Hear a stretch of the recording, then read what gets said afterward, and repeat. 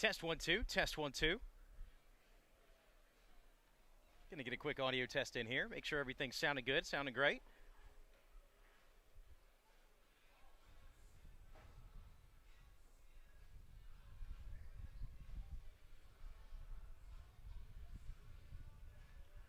Test 1 2. Calling back to Adam Oppenheim in the studio. Making sure we got connection here. Adam Oppenheim, can you hear me?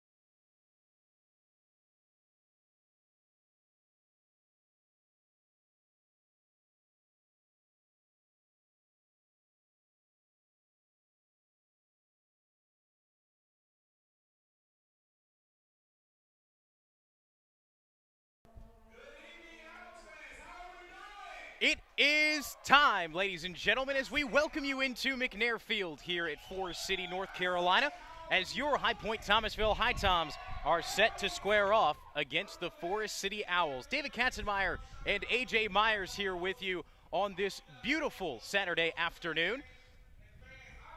As we are about ready to roll, the national anthem just played, and the Forest City Owls are getting warmed up as Justin Lee, number 31, will be taking the bump for Forest City. It's a beautiful day. Some clouds scattered through the sky, but for the most part, sunshine expected throughout the afternoon, and drifting into the nighttime will be guided by the lights here at McNair Field. So, AJ, I'll turn it over to you real quick. The HiToms, it was a hard loss yesterday, 10-11 in 10 innings. It was a tough one as the HiToms had the tying run with one out in the bottom of the 10th, standing on third base. Couldn't get it done. How do they bounce back today, especially on the pitching side? Well, David, the great thing about baseball, especially summer collegiate league baseball, is there's games right back after each other. Especially this end of June for the HiToms is really a gauntlet of a schedule. They have, a few double headers. They're going to be playing the Forest City Owls twice tomorrow. So it's a quick turnaround, and they just got to come out and play baseball. Put yesterday's loss, as it was tough, of course, put it behind them. And as we'll go through the HiToms lineup, you like to see that 1-2-3 as we'll talk about. Yeah, most definitely. Set to start this game, due up in the first inning, will be the center fielder, Kane Kepley, the third baseman, Will Verdung, and the first baseman, Juan Correa. We'll go ahead and give you the defensive lineup here for the Owls. Starting on the mound is number 31, Justin Lee. Catching him will be Colin Hynek. And around the diamond on the infield left to right at third base will be Brady Jeffcoat. Cale Snethen at shortstop. Matt Hebner at second, and Dylan Kuntz over at first. And in the same direction out in the outfield, starting in left, is Sam Yelton. Center field is held down by Josh Pagozzo, and right field is locked in by Dalen Thompson. So that is how the Owls stack up defensively, as the last pitch in warm-ups is thrown down to second base. And we are about ready to get going. Kane Kepley, the left-handed bat, steps in at exactly 7:05 p.m., as we are ready to get this one underway. Wind slightly blowing out of center field. Field dimensions for you real quick. Down the left field line is 314. However, a 25-foot wall that extends all the way out to the edge of left center. 390 to dead center and 337 down the right field line. First pitch is an off-speed down the middle. So Kepley's count starts 0-1 as Justin Lee delivers a first pitch strike. Kepley likes to crowd the plate just a little bit. There's a fastball that rings on the outside edge, just missing the heart of the plate. So 1-1 is now the count. HiToms coming to this game at 5-8. The Owls sit at the top of the West at 11-4. Just missing on another fastball is Justin Lee. So back-to-back balls issued makes it a 2-1 count. Kane Kepley batting in the 300 range. He's been a great addition at leadoff for the HiToms since coming from Liberty University. Swings and misses.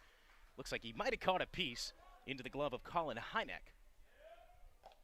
So 2 balls and 2 strikes. Delivers from the chest level. Kepley sends this one down the other way towards left, and it will be out of play in foul territory right next to the Tommies bullpen.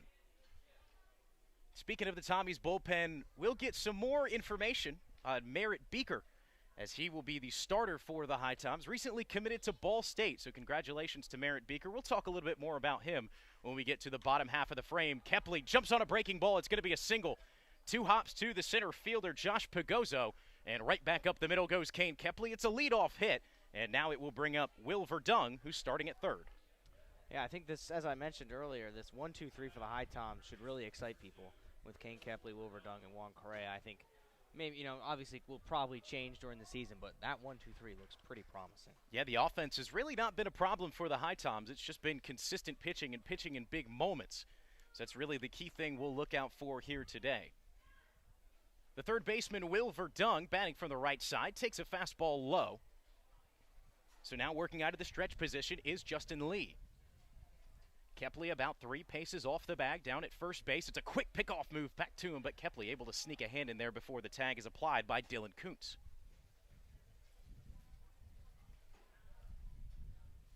So now the focus is back to Will Verdung at the plate, currently sitting with a 1-0 count. He triggers but doesn't take the barrel off of his shoulder. It's a breaking ball down at his shins, so ahead in the count is 2 balls and no strikes. 0-0 our scores. We're just underway here at McNair Field. Kane Kepley with a leadoff single right back up the middle has him standing on first. Righty on righty matchup here. Kick and delivery. Verdung swings on it. It's over towards the shortstop, Snethen. They'll go to second, and it'll be a 6-4-3 double play. Executed perfectly out there by the Owls. Cale Snethen goes to Matt Hefner, who flips it to Dylan Kuntz.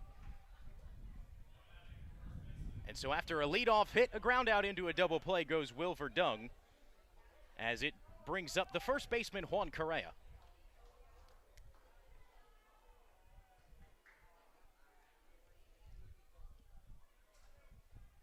First pitch home to Correa is a breaking ball that slides over the edge of the plate on the inside on the righty. HiToms will have no easy pitcher to face tonight in Justin Lee. He's pitched about 11 innings, has an ERA of 3.85.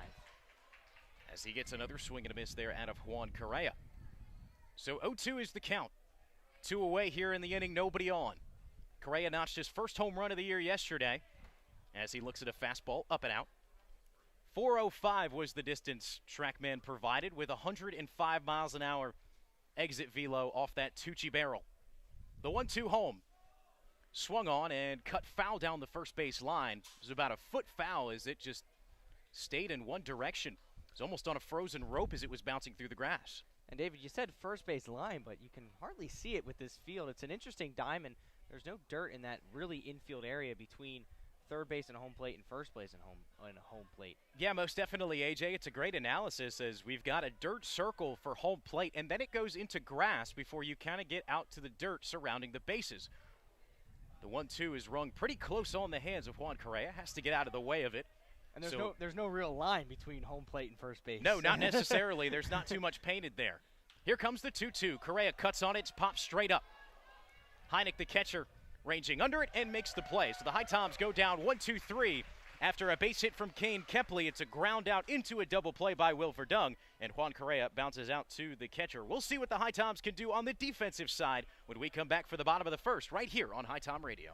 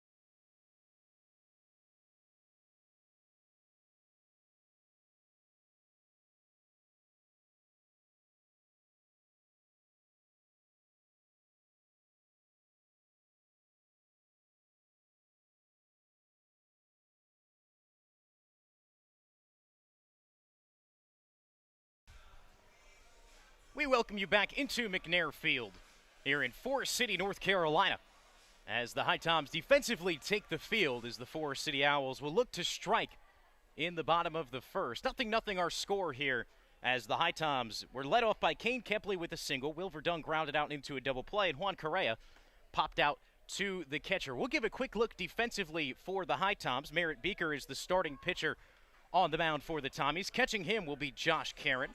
Left to right on the infield, it'll be Will Verdung at third, Rowan Watt at shortstop, Andrew Fernandez at second, and Juan Correa at first. Looking out into the outfield, it'll be Nolan McCarthy making his HiToms debut out of Kentucky in left. Kane Kepley has things down in center, and Austin Deering taking things up in right. First pitch offered from Merritt Beaker to Dalen Thompson is a fastball that runs in. So the right fielder, Dalen Thompson, the shortstop, Cale Snethen, and the center fielder, Josh Pagozzo, due up for the Owls. The left-handed Merritt Beaker kicks and delivers. Another fastball misses high and out of the zone. So the count goes 2 balls and no strikes. Merritt Beaker had a fantastic outing against the Mustangs his last start. 5 innings pitched, 2 hits, 9 Ks, 2 walks, and only 1 run allowed. However, Merritt Beaker here, 3 straight fastballs issued and 3 straight fastballs up and out of the zone. So 3 balls and no strikes on Dalen Thompson.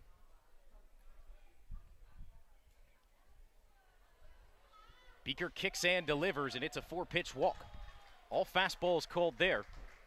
Merritt not able to find the zone, so he'll have to deal with a little bit of adversity here to begin the bottom of the first.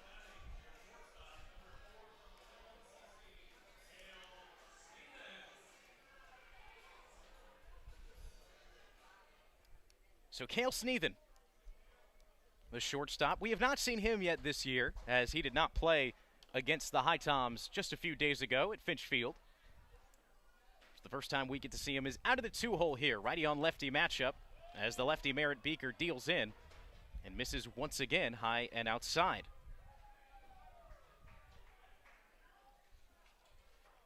So it's 5 balls to no strikes now here for Merritt Beaker. Gives the nod into Karen. Sets from the belt and will fire back over to first base, keeping an eye on Dalen Thompson. Beaker just recently announcing his commitment to Ball State.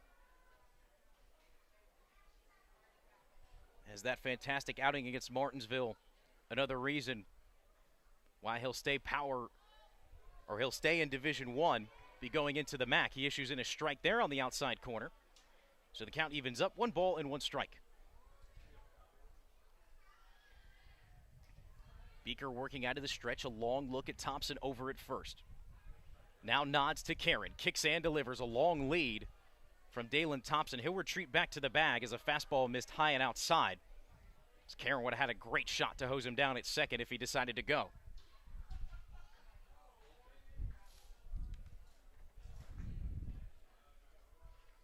So now the count 2-1.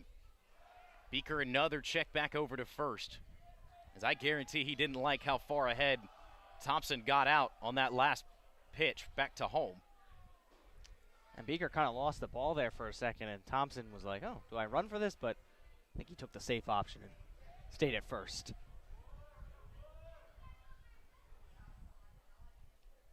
So now Beaker, a couple checks back to first. Runner goes. It'll be a swing and a miss off the mask of Karen. Looked like it might have had a foul tip. It will be a foul tip. So Thompson will have to go back over to first. The count evens up at 2 balls and 2 strikes.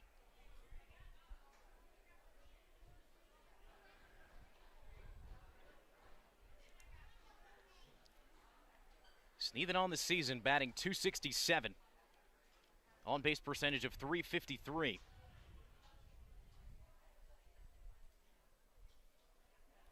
Beaker readies and delivers the 2-2. It was low down in the zone. He's able to golf it out into left field. It'll be a base hit for Cale Snethen. So the Owls, nobody out. Runner on first and second. Dalen Thompson reached via the walk, and now a single here from Snethen.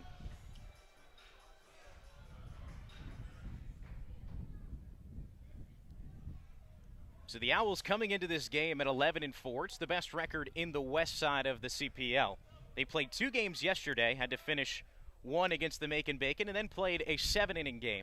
They won the first 10-9 and lost the second 5-7. They'll be doing something similar against the HiToms tomorrow. They will indeed, as rain has been a plague as of recent. First pitch into Josh Pagozzo is a called strike on the inside corner. But hopefully rain becoming a little bit more sporadic throughout the rest of the summer. Beaker checking back towards second, now fires home and almost clips the shins of Pagozzo. Didn't move inside the box. He was ready to wear it off the shin guard if it came in enough. However, thankfully for Merritt Beaker, it did not. 1-1 count. Still scoreless here in the bottom of the first. Runners on first and second for the Owls. Beaker works home on a 1-1. Fastball high in the zone is clubbed out towards left. Leaping play made out there by McCarthy. Runners will not tag as Nolan McCarthy, fresh off a 7-hour car ride from Lexington, Kentucky, able to make the play out there in left field right at the base of the wall. And up steps for the Owls now. They're a real danger man, and Brady Jeffcoat leads the CPL in batting average at .455. He's got 9 RBIs on the year, 2 home runs. A 1.414 OPS and an on-base percentage of .596. First pitch he sees is a breaking ball, called for a strike on the outside part of the plate. As another righty-lefty matchup here. The lefty Beaker takes a peek back towards second. Now looks into Karen. Another look back towards Thompson. Now kicks and delivers. It's a foul ball put down the first base line, but just out of reach of anybody going to field it. Meeting in the middle was Juan Correa and Austin Deering, but nobody was close to it, about 15 feet away in foul territory. However, Merritt Beaker leading the count 0-2.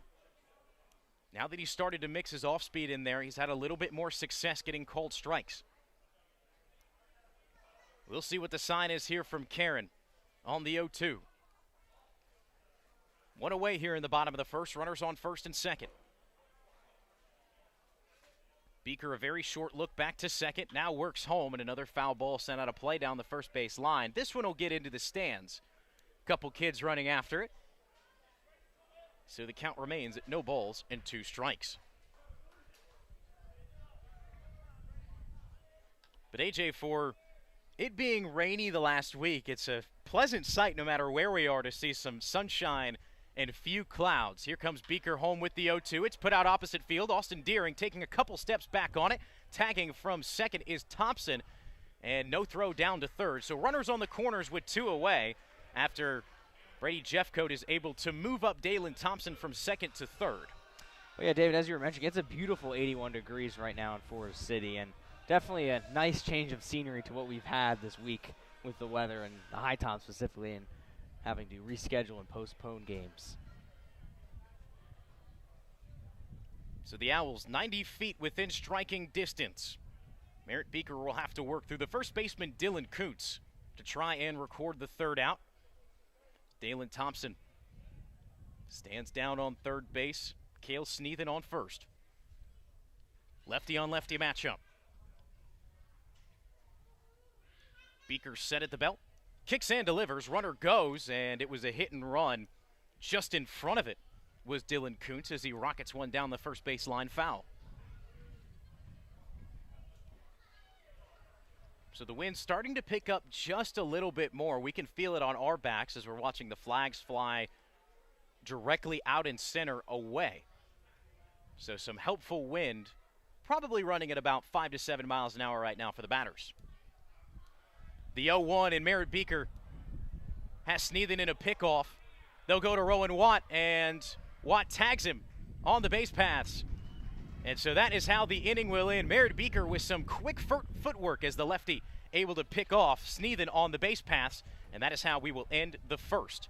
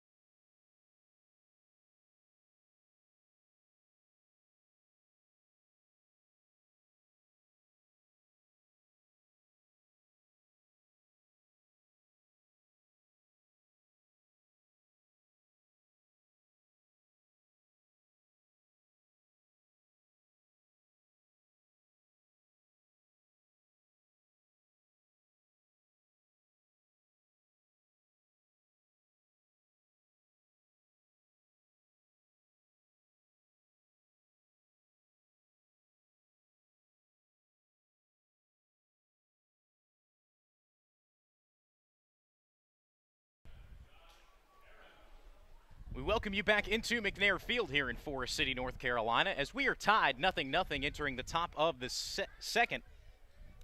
As Josh Caron at the plate, first pitch he sees is a breaking ball that he swings through and misses. 0-1 is how this one will start. Justin Lee back out on the mound.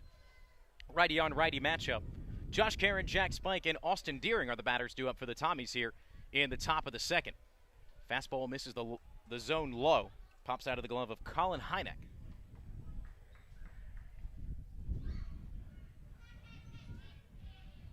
So back in the top of the first, Kane Kepley led things off with a single. Will Verdun grounded out into a double play, and Juan Correa popped out to the catcher. So the Tommies went down in an unorthodox 1-2-3. Count now moves to 2-1 on Caron as a fastball ran inside on his hands. Now the kick and delivery on the 2-1. Misses just outside. As a big league zone being initiated here by our home plate umpire. 3-1 the count. Josh Caron out of Nebraska University will take one down at the shins for ball 4. So a leadoff walk for the HiToms. As now back-to-back innings, they're able to get the leadoff runner on. It's the first walk of the day for the Tommies. So now comes up the right-handed bat of Jack Spike out of Western Carolina. Traditionally a catcher in the DH position tonight. As didn't get too much playing time when Jacob Cozart was here, taking up that DH role, but now Jack Spike finds himself a home at the designated hitter position as he slaps that one off the net behind home plate, foul, 0-1. Spike batting .381 on this young CPL season. Like we had mentioned, offense hasn't been too much of an issue for the HiToms as there's a quick pick back to Caron at first.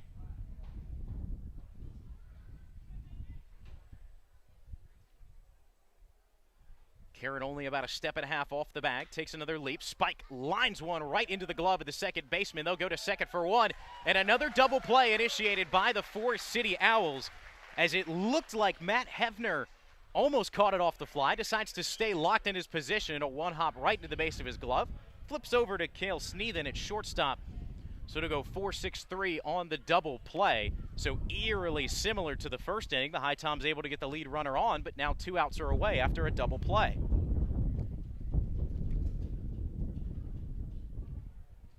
Austin Deering, the left-handed bat, will step in with nobody on and 2 outs.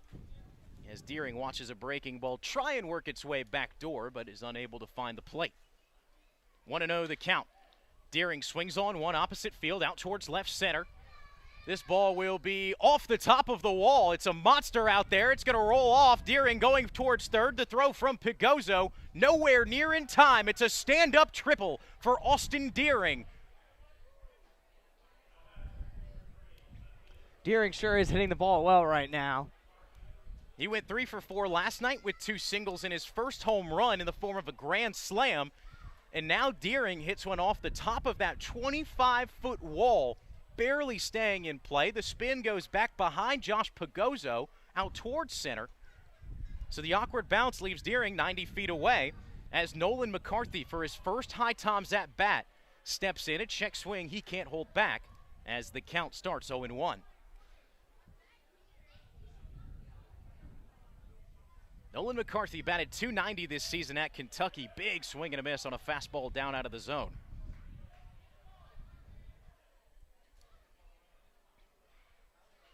So finds himself in a hole. Justin Lee working from the stretch position, kicks and delivers, and it'll be a foul ball tap down the third base line for McCarthy. So the count remains 0-2 with 2 outs. Josh Caron at the beginning of this inning was able to draw a walk. Jack Spike grounded into a double play, and Austin Deering knocks a triple. So he stands down on third, shakes off 2 pitches, now agrees for the third. This ball's clubbed out towards left. Can it get up over the wall? It can't. It'll be off. 1 run coming in to score for Deering. McCarthy will head into second with a stand-up double, and it's 1-0 HiToms. Perfect way to start off your HiToms career. Getting that ball out in the left field on that big wall and drives in a run. So Nolan McCarthy in his first at-bat goes down quickly 0-2 and then jumps on a fastball. That's two balls that if they're hit at Finch Field are out for good. But here with that 25-foot monster ranging all the way towards left center, closer to center field, both of those end up staying in, and the HiToms get a triple and a double out of it. So now with McCarthy standing on second, Rowan Watt, starting at shortstop for the Tommies, digs in from the right side. Yeah, if the HiToms want a home run tonight, they got to go towards right field and center field. They're going to have to try to go opposite field. The lefties could have a field day at 3:30 down the line with the wind blowing out. The 0-1 home to Rowan Watt, down in the dirt. So the count will now even up at 1-1.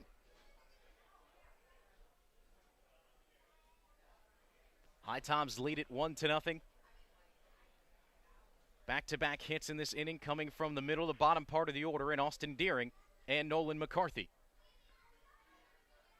1-1 count on Rowan Watt as a fastball up near his head. He's got to dive out of the way of that one. McCarthy's using a big lead out on second base. You can tell he's interested in stealing. Most definitely, and a lot of times we see Austin Deering do it very well, being jumpy on the base pass, trying to get any kind of attention away from home plate for the pitcher. No look back to second this time as Rowan Watt waves at a fastball, catches the bottom part of the bat, and will roll down to the backstop behind home. So 2 balls and 2 strikes now the count with 2 away in the top of the second.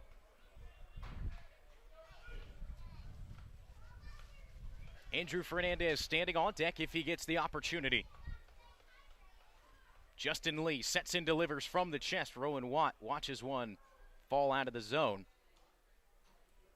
as it was a good offering at a chase pitch, but Rowan Watt knowing better. Count now sits at full. Nolan McCarthy out on second after an RBI double to bring in Austin Deering off the monster and left. Here comes the 3-2. Watt sends this one the other way. It'll stay in play. Ranging back to make the catch is Dalen Thompson, and that will retire the top of the second. But not before the Tommies can get one. They lead it 1-0. We'll be right back for the bottom of the second here from McNair Field in Forest City, North Carolina.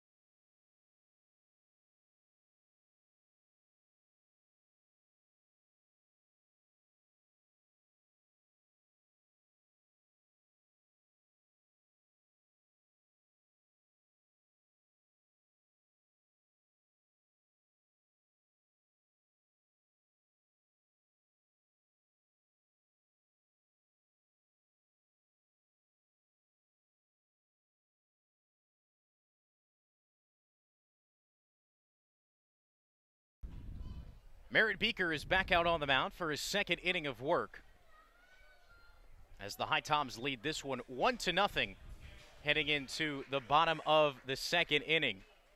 They were able to get that one run off of 2 big blasts out to left, as a 25-foot wall, only 314 down the line, however, a triple and a double. As the first one here rolled over, Andrew Fernandez able to grab it for the HiToms at second. So 1 pitch and 1 out, as that'll retire Dylan Kuntz.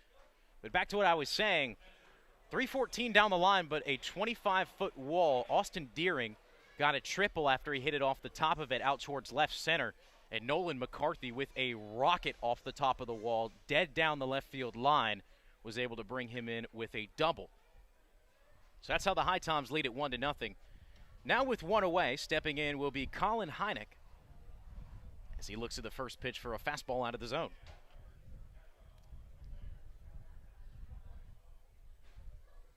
Beeker works back with a fastball here. Able to get a cut from Hynek. He sends it against the screen behind home. So 1 ball and 1 strike with one away here in the second. Beeker kicks and delivers a high pop-up. Ranging in is Will Verdung over at 30, overruns it. It'll be an infield hit, an error. Whichever way you want to put it, Will Verdung way overran it because he called everybody off. There was no one else in the area to try to make a play on it. And so now the second batter of the inning stands on first.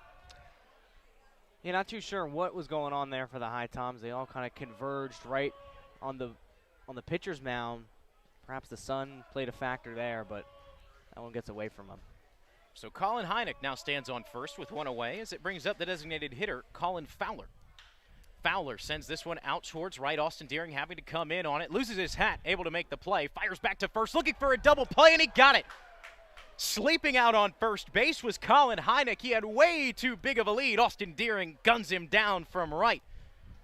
As a nice little double play for the HiToms gets him out of the inning. 1-0, the Tommies lead as we head to the top of the third to see if they can tack on a few more. We'll turn it over to A.J. Myers when we come back from McNair Field.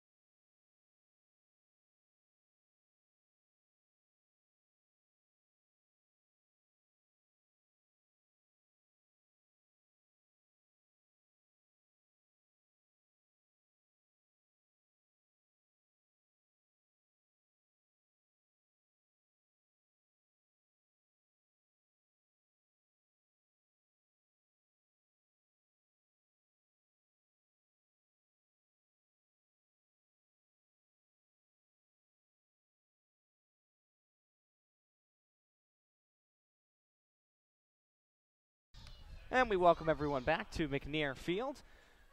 Entering the top of the third inning, it's the HiToms 1, the Forest City Owls 0.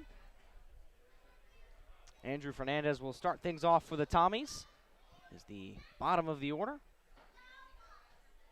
After him, we'll see the top of the order again with Kane Kepley. Justin Lee remains on the bump for the Owls. His first delivery to Fernandez goes for a ball, so it's an 0-1 count with no outs here in the bottom of the third. Fernandez gets that one out, but it's collected by Matt Hamer, and it's one away here in the bottom of the third. It was a liner right over to the second baseman.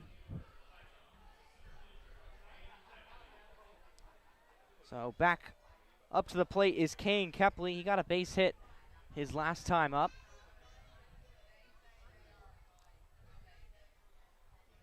Lee's delivery to Kepley is called for a strike. So he goes behind 0-1 with one out here in the bottom of the third. Kepley now lines one out into left field. Converging on it is Yelton, and he makes a grab, and there's two away for the HiToms.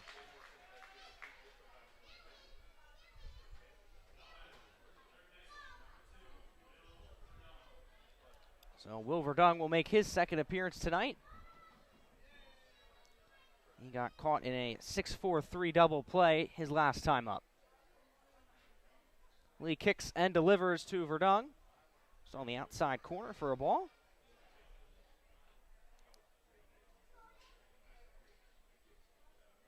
1-0 from Lee. Is called for a strike, so he'll set the count at 1-1 with 2 outs.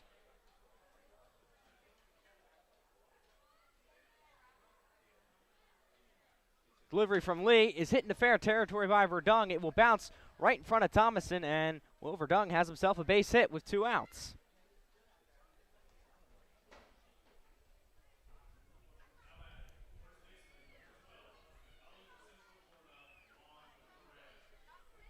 So Juan Correa will go to work with Will Verdung occupying first base in a 2-out top of the third.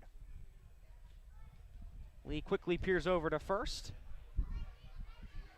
and now delivers to Correa. That one, I believe, was just chopped a little bit foul just off the corner of the bat. It'll be an 0-1 count.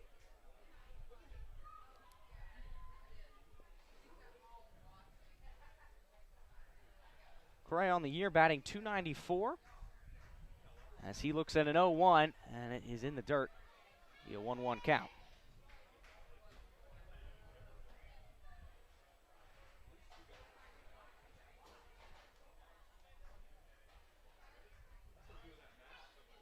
Lee steps off the mound for just a bit, kicks his shoes a little, but now he's back on and ready to go, and so too is Correa. Lee throws back over to first. Will Verdung is comfortably safe. He did slide in just for precaution.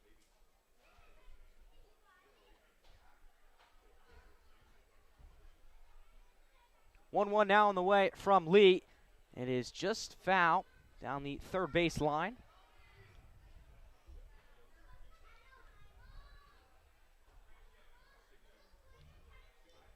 Correa's got a home run and an RBI in this young CPL season.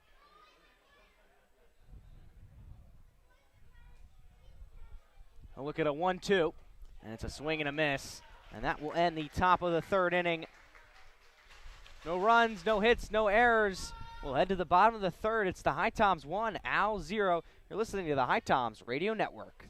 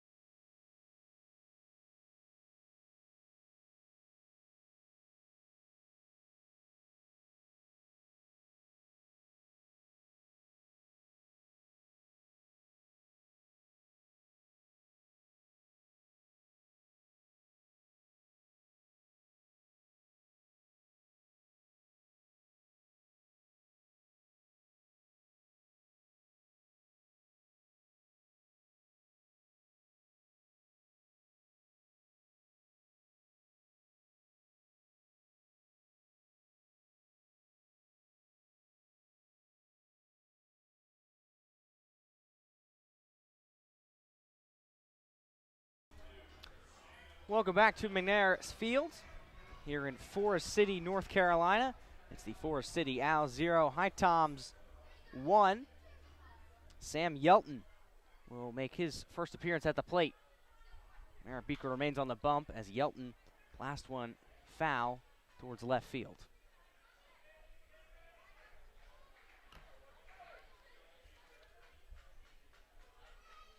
Yelton's Next look at a pitch is low for a ball, so it's a 1-1 count.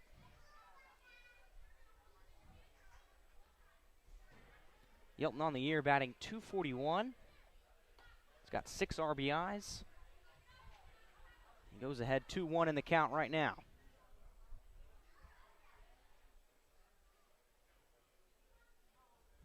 Beeker's delivery is way on the outside.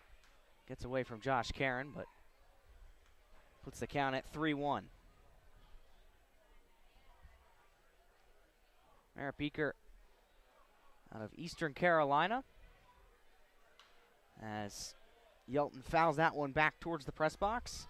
Puts him in a full count with no outs in the bottom of the third in a 1-0 game in favor of the Tommies. Just wrapped up his sophomore season at East Carolina, Beeker did.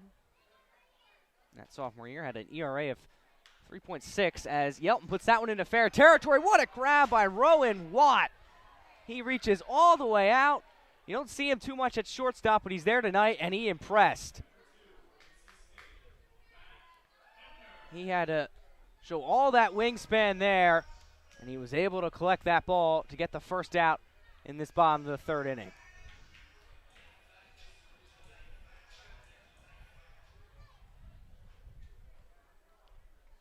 So it's Matt Hevner now looking at pitches from Merritt Beeker. Before that Rowan Watt grab, I was just reiterating, Beeker, his ERA in his sophomore year was .360. As Havner pops one up. Correa's onto it, and he makes the grab near first. So there'll be 2 outs now.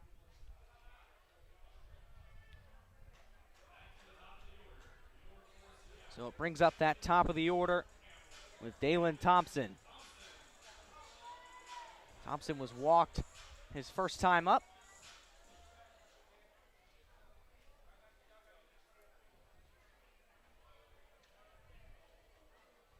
Beeker kicks and delivers to Thompson. It's called for a strike. Thompson looked at that one all the way. So he goes behind 0-1.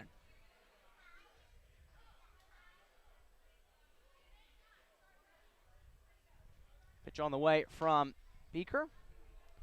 Just on the outside for a ball.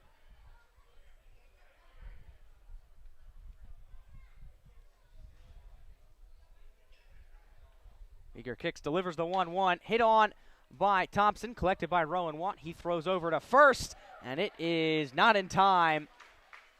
Watt put that one high for Juan Correa. He had to reach up. He was able to collect the ball, but not in time before Thompson touched first base. So Kalen Seethan will come up.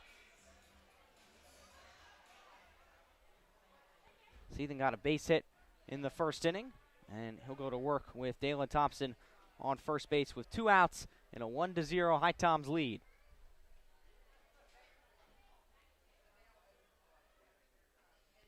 Delivery from Beeker is hit foul into left field by Seethan.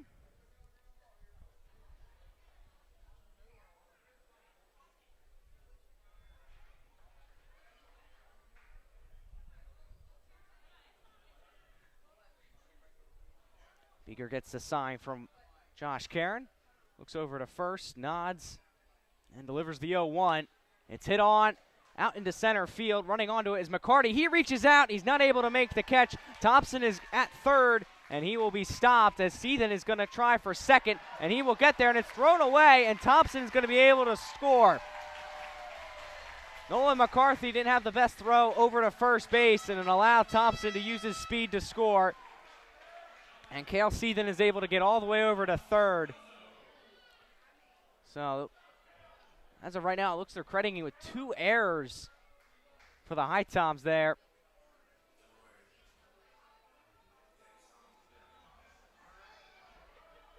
So Dalen Thompson able to score. Kalen Seethan is over now at third. What would probably have just been a base hit from Seethan, and then the poor throw from McCarthy allowed Thompson to get all the way to third and then to score. So we're in a 1-1 game now in the bottom of the third with 2 outs. And Josh Pagozzo is batting for the Owls. Pagozzo is rocking a red helmet as he pops one out into left field. McCarthy is onto it. So too is Rowan Watt. And running all the way over is Kane Kepley to make the grab. So, again, there was almost looked like it would be another mix-up for the Tommies, but Kane Kepley is able to scamper all the way over to left field to make that grab. But the bottom of the third inning does not end without the Owls getting on the scoreboard. They level the score at 1. We'll head to the fourth inning. You're listening to HiToms Radio.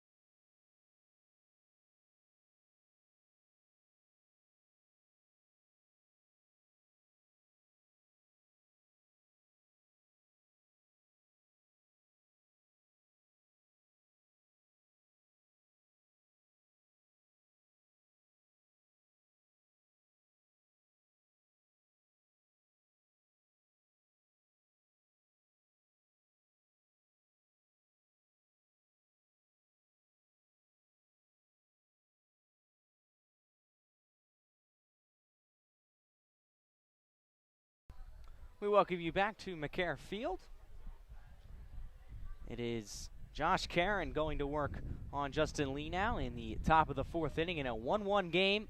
The Owls were able to tack on a run in the bottom half of the third. And Karen's first look at a pitch from Lee is on the outside for a ball.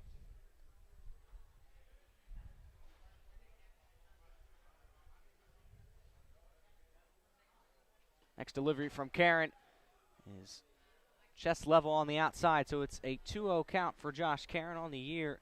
Karen this is his sixth game, batting .154. 1-1 on the way, rather 0-2, called for a strike, so puts the count at 2-1 with no outs here in the top of the fourth.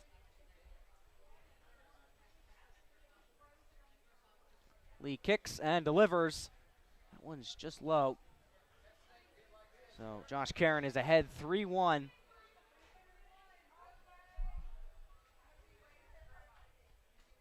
Karen delivers the 3-1, and it's popped up foul. Running onto it is Dylan Kozut. So too is Hynek, but it's out of play into the Owls dugout.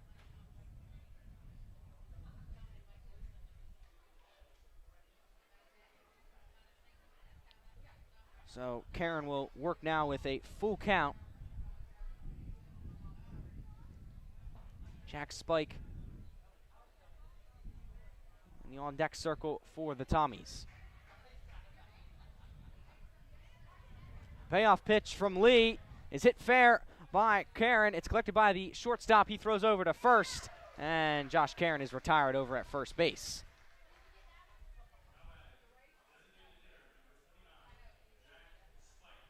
So the DH, Jack Spike, will step up with one out in the top of the fourth inning for the Tommies.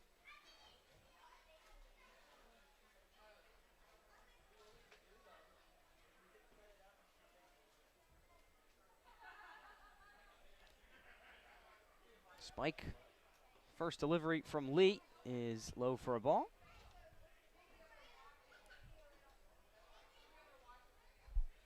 Lee raises his arms, puts his glove to his mouth, down to his chest. The delivery is a check swing from Spike, brings the count to 2-0.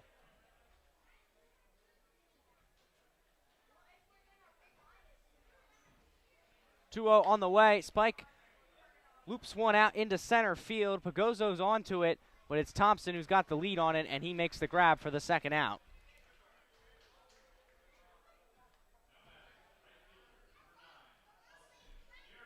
Up comes Austin Deering.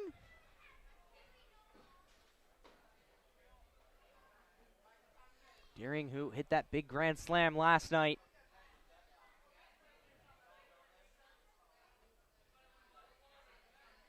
He check swings there. It's called for a strike, so he's behind 0-1 with 2 outs in this top of the 4th. Next one from Lee was on the outside, so it brings it to a 1-1 count. 1-1 on the way from Lee. It's a swing and a miss from Deering. Shifts the count to 1-2 with 2 outs. Delivery from Lee is a swing and a miss from Deering. So that ends the top of the 4th for the HiToms. The Owls bats will be back up next. You're listening to the HiToms Radio Network.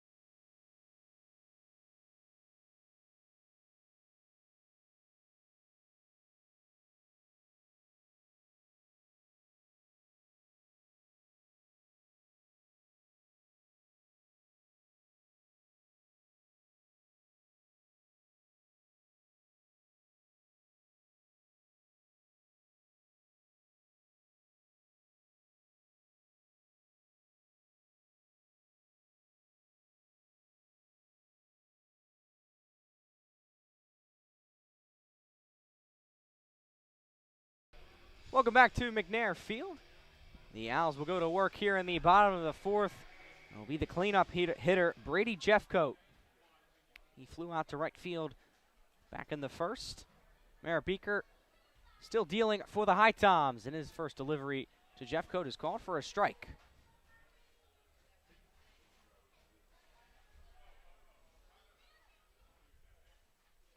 Next one from Beeker is hit on by Jeffcoat. McCarthy is out to it, and he makes the grab for 1 out here in the bottom of the 4th inning.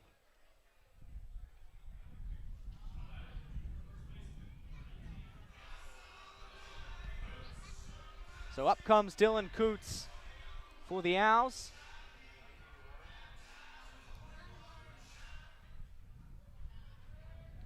Coots takes a long look at his barrel, taps it on the home plate bag, and is now set to go. The delivery from Beeker is called for a strike.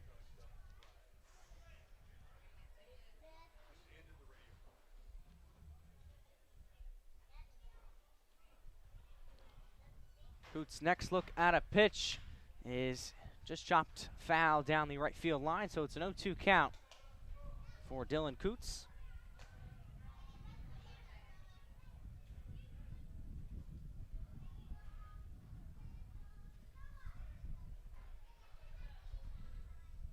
Beeker sets, delivers the 0-2, and it's another foul ball from Coots. Beeker through 3 innings has allowed 3 hits, and only 1 run, and just 1 walk.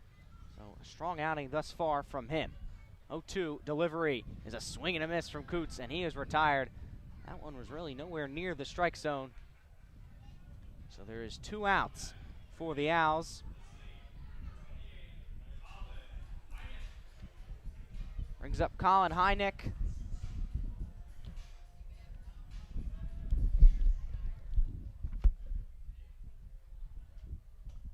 Beaker delivers to Hynek. Check swing from him.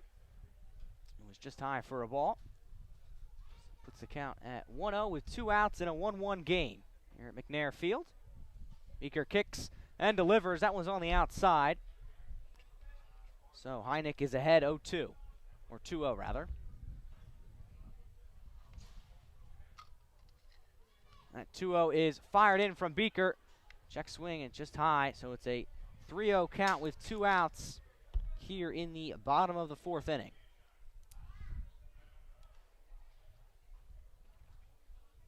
Hynek in the hitter's count. Looks at a pitch, called for a strike.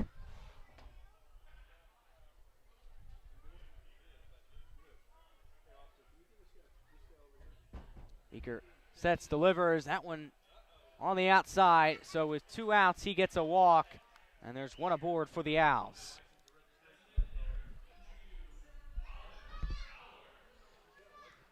Brings in Colin Fowler. He flew out to right field in his last at-bat.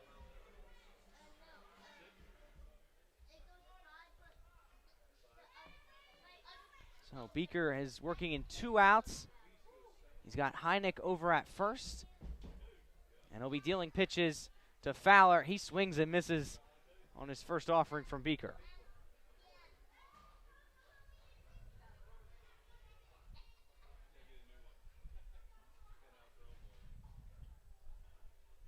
Next one on the way from Beaker is a swing and a miss from Fowler. Beaker's command thus far has been strong.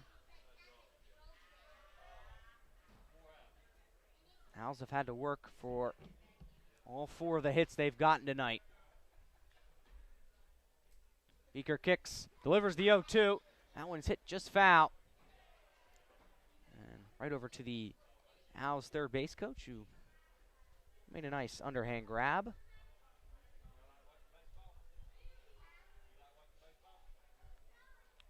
Colin Fowler stepped out of the batter's box briefly, but he's now ready to go. With the yellow bat and green bottom, his 0-2 pitch is high. So it's a 1-2 count now with 2 outs in a 1-1 game. And Colin Hynek over at first for Forest City.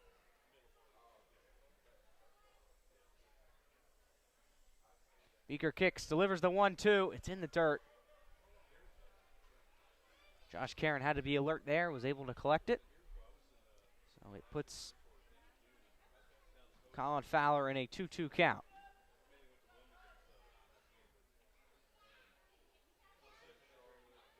With 2 outs and Hynek on first, here's the delivery from Beaker. Swing and a miss from Colin Fowler, and that will end the 4th inning.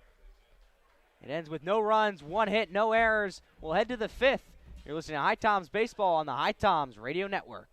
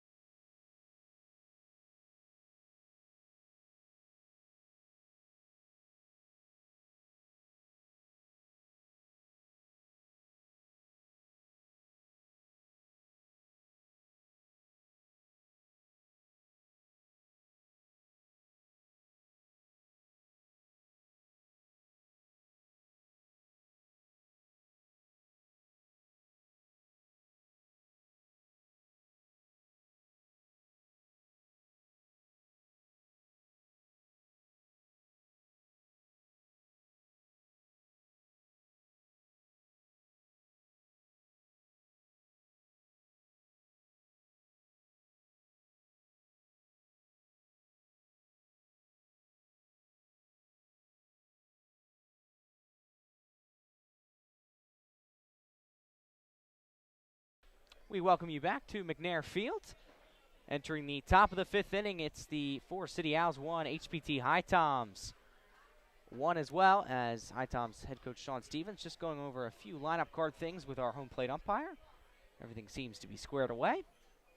And then the home plate umpire proceeded to wipe off that home plate. And we're all set to go. Justin Lee remains on the bump for the Owls. And his first delivery is low for a ball. He's delivering to Noah McCarthy. Now that one was for a strike. Next one from McCarthy is a swing and a miss by McCarthy. So he goes behind 0-2 with no outs here in the top of the 5th inning in a 1-1 game. McCarthy sets, delivers the 0-2, and it's a check swing. That looks like it just tipped off the bat, so it went foul, so count remains at 0-2. Lee raises the glove to his face and had a bit of a disagreement, I guess, with his catcher, Colin Hynek, on what the sign would be. He's ready to go now, kicks his leg, delivers. It's high to Hynek. So it's a 1-2 count. Hynek was aware there to throw his arm up. 1-2 is fired in. It's hit fair. Great grab by Lee, and he tosses over to first base to retire McCarthy. Yeah, that was a great snag. Just one hop into the grass, right to the glove side, which for Lee is on his left hand, and right place, right time there. Quick awareness as his momentum was bringing him in the opposite direction off the mound. So up comes Rowan Watt. He flew out over to right field his last time up. But on the defensive end, he made an outstanding grab at shortstop earlier on. And he hits that one towards the shortstop area. It's in the outfield, and Rowan Watt has himself a base hit. Right back up the middle, playing aggressive. Rowan Watt made a great leaping play over at shortstop earlier in this game. So Watt putting on a show for these scouts out here at the moment. And now Andrew Fernandez will go to work with Rowan Watt over at first. Fernandez swings his bat a few times. He's ready to go. So too is Justin Lee. He first throws over to first, and Rowan Watt slides in safely.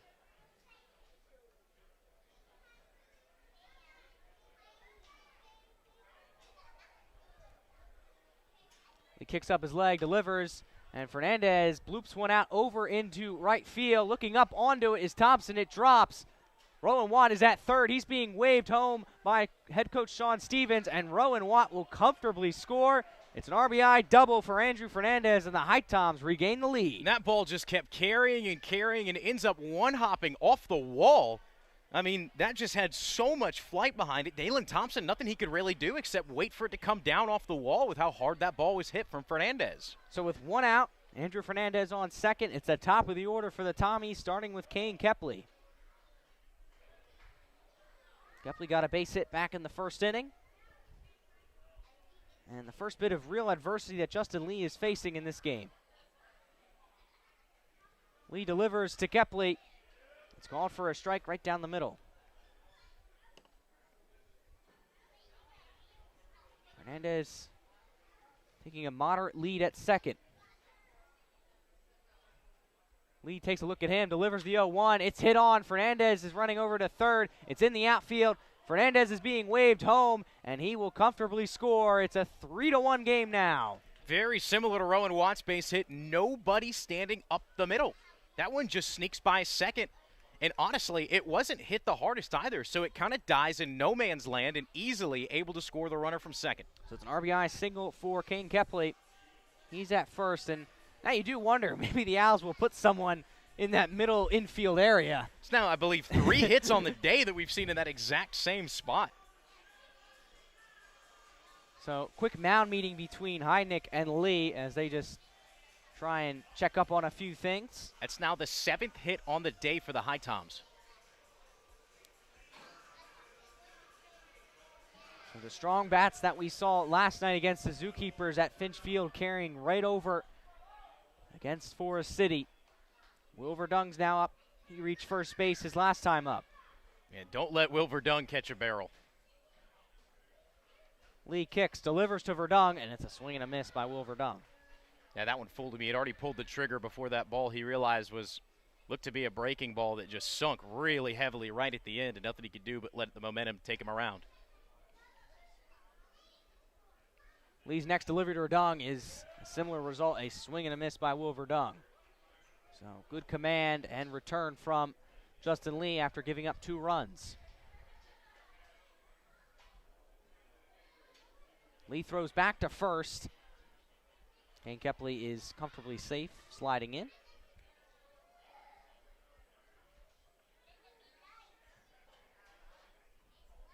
With 1 out, here's the delivery from Lee, and it's a swing and a miss by Will Verdung, so that retires him. A little bit of frustration there from Will Verdung. Yeah, almost playing just a little bit too aggressive. We've seen a couple HiToms hitters now jump on the first and second pitch right away, but Verdung really never offered anything in the zone there. A nice selection there from Justin Lee, knowing the attack method by the Tommies. So 2 outs now. Juan Correa is up. And his first look at the pitch is a blooper into center field. Takes 1 hop, the throw over to third, and sliding in is Kane Kepley safely. It's a base hit for Juan Correa. He's over at first, and Kane Kepley is safe at third with 2 outs. The HiToms have men on the corners in a 3-1 ball game.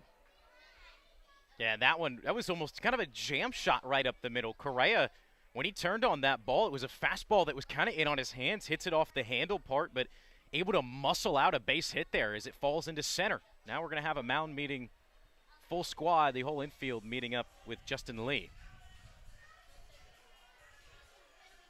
HiToms now sitting on 8 hits through 5 innings. That's pretty impressive, David. Yeah, it is, but with only 3 runs on the board, now with runners at first and third, leaving men on has kind of been a theme today for the Tommies, and it would be huge to even just get that run from third to come in. They have 4 hits in this 5th inning. After this mound meeting is dismissed, it'll be Josh Karen to go to work with 2 outs.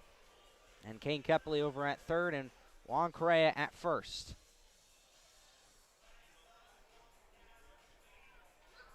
That's a nice bounce back for Correa as well. Doesn't matter how it comes, but after you pop one out straight to the catcher and then go 1, 2, 3 on 3 fastballs and strike out swinging, it's got to feel good to find a base hit some way or another.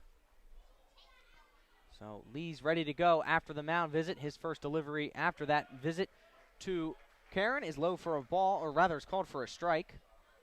Yeah, and this has been a really tight zone on both ends tonight. Our home plate umpire calling fairly true. 0-1 is on the way from Lee, and it's in the dirt. And running in is Kepley, and he will be safe. Man, no slide from Kepley either. He took full advantage of that in the speedster. Starting center fielder for the HiToms goes in standing as, AJ, that ball didn't even leave the dirt.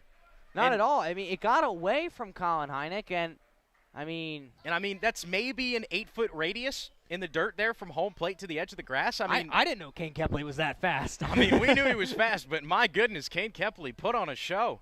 No slide either. He was confident in reaching home plate safely, and he did just that. And the HiToms have a 3-run lead now. It's a 4-1 game with 2 outs. Josh Karen still batting for the Tommies.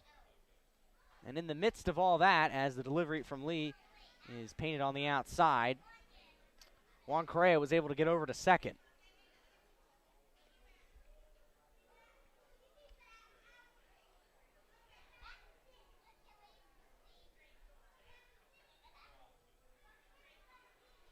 Lee looks back over at second. The 2-1 delivery from him is called for a strike, so it puts Josh Karen in a 2-2 count with 2 outs. And Juan Correa over at second. Those strikes now on Josh Karen have been breaking balls that he's seen looking into the mid of Hynek.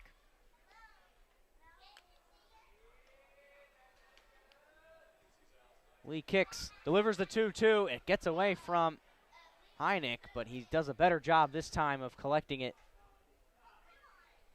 And Juan Correa stays over at second. So Justin Lee becoming a little sporadic here in this inning with his pitch command, a lot of them getting away from his catcher, Colin Hynek. Be a payoff pitch delivery when he is ready. Here is that delivery, and check swing fouled. So the count will remain full with 2 outs. And that was going to be close if Karen went around or not, but catching the cap into the bat on the foul ball, it's not going to matter too much.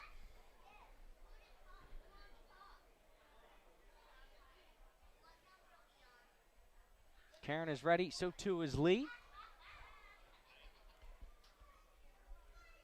He fires in the payoff pitch. It's hit just foul from Karen. That was a really hard hit ball as it went down in the HiToms bullpen. A couple of the guys ducking out of the way. See, some of them spotted it and some of them were just getting down to make sure they didn't get hit. There's not too much foul territory out in left field. It's just a little bit, and then it's the HiToms bullpen. So Josh Karen, a long at-bat now for him. He's in a full count situation. He hits that one out in fair territory towards left field. Yelton has a read on it. It's going up. It's gone. It's a Josh Karen home run. Josh Karen, his first home run as a HiTom. As that one, the 25-foot wall couldn't stop it. Josh Karen. That's a Power 5 bat, and that's a Power 5 swing if I've ever seen one. He'll touch home. 2 more come across for the HiToms. It's a 5-run top of the 5th. 6-1, the Tommies lead. Sam Yelton was out there in left field. He looked at the ball. He definitely saw it, but he was looking over that wall out in left. And it brings the score to 6-1 in favor of the HiToms, and the Owls will now change pitchers. So it has been a damaging inning for the Forest City Owls, as the HiToms have branched their lead out to 5 runs. We'll take a quick break. You're listening to HiToms Baseball on the HiToms Radio Network.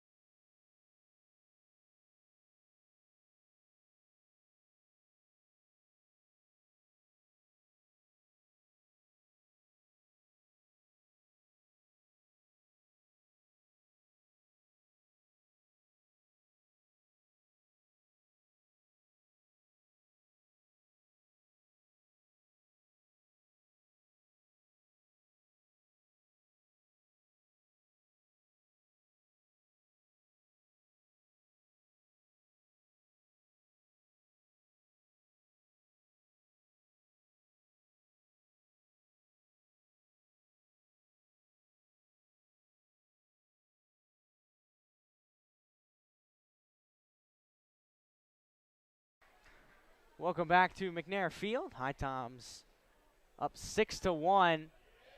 Jack Spike now batting for the Tommies after the Josh Karen home run out in the left field. Karen looks at an 0-1. It's a check swing. Goes for a ball. So it's a 1-1 count with 2 outs here in the top of the 5th inning. Sun is fully set behind the ballpark as Karen puts that one out towards shortstop. Collected by the shortstop. He throws over to first, and that will end this top half of the 5th, but it doesn't end without some HiToms damage. They add the lead to make it 6-1. We'll head to the bottom of the 5th as the Owls look to respond. You're listening to the HiToms Radio Network.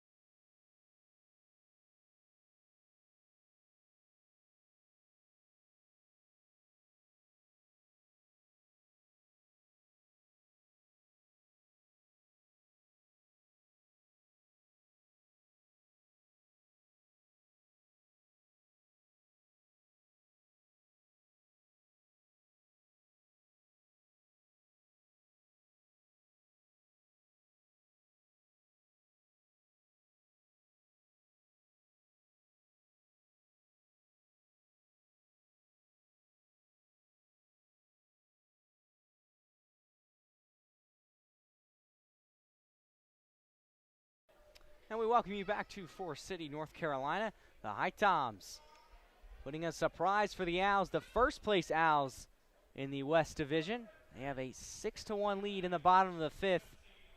Eric Beeker has been dealing and looks strong on the bump for the Tommies, as our home plate umpire just calls a quick time. Batting now for the Owls is Sam Yelton. And Beeker's delivery to Yelton is down the middle for a strike. Yelton out of Duke, didn't play his freshman year. And he's in the 8th hole for the Owls as another fastball down the middle from Beeker. Sees no swing from Yelton, and he's behind 0-2.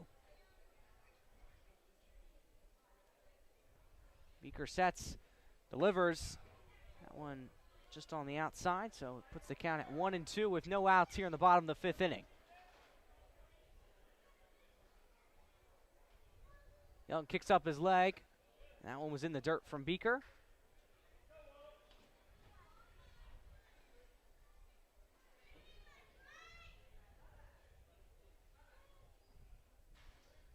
Two-two delivery now from Beeker. There's a swing and a miss from Yelton, and he goes down on strikes.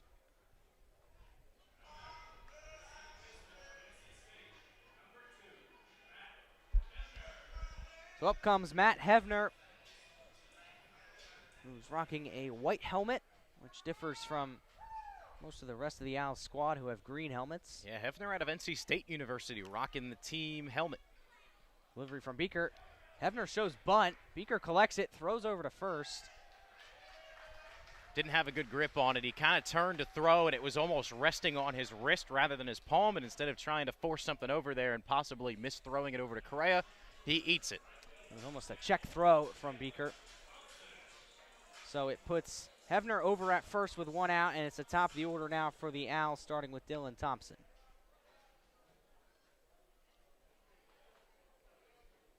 Thompson was able to score the only run for the Owls tonight. Beeker opts to throw over to first. Hevner is comfortably safe, sliding in.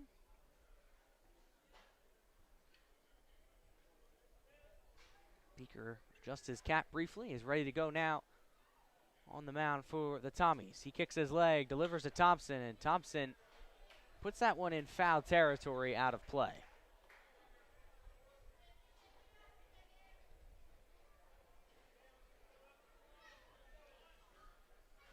A big 5-run top of the 5th for the HiToms. Puts the score at 6-1. As the Owls look to respond as Beeker throws back over to first again. It's Juan Correa he's been having a quick toss with. Thompson is behind 0-1. As Beeker again takes a long look at first, peers back over to Thompson and delivers to Thompson. That one's on the outside for a ball, so it's a 1-1 count with 1 out in the bottom of the 5th inning.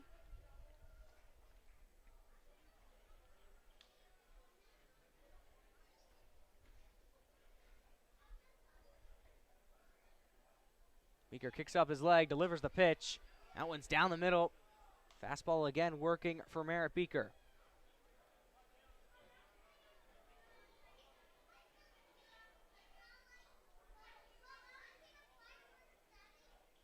With Hevner at first for the Owls. Beeker nods and fires in the 1-2, just on the outside. So it's a 2-2 count now.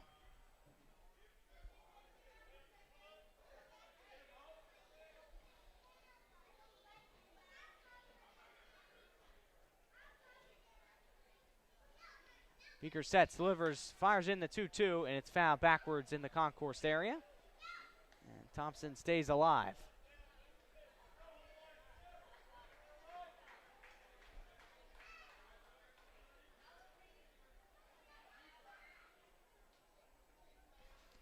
Thompson took a brief step out of the batter's box. He's back in, ready to go.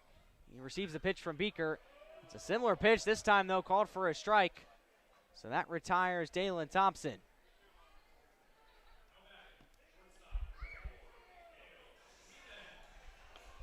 So Cale Seanan comes up to bat now for the Owls.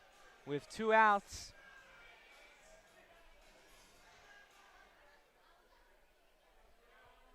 Seethan was able to drive in Thompson back in the 3rd inning for Forest City, as Beeker once again throws back over to first. Hefner still occupying first base.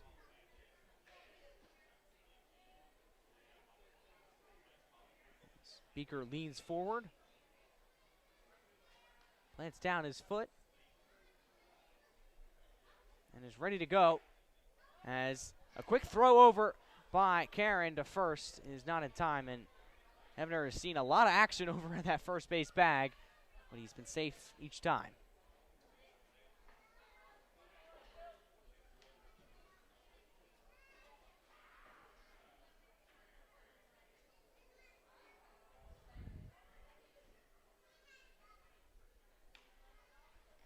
Beeker's ready to go.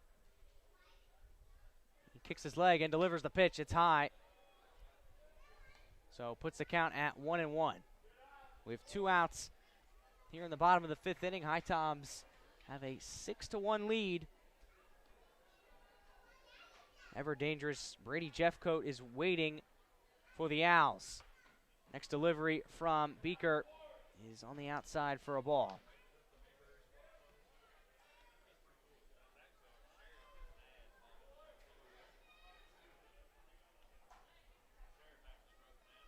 Sineth is ready to go. Delivery from Beeker is once again painted just on the outside, so Sineth is ahead 3-1 in the count.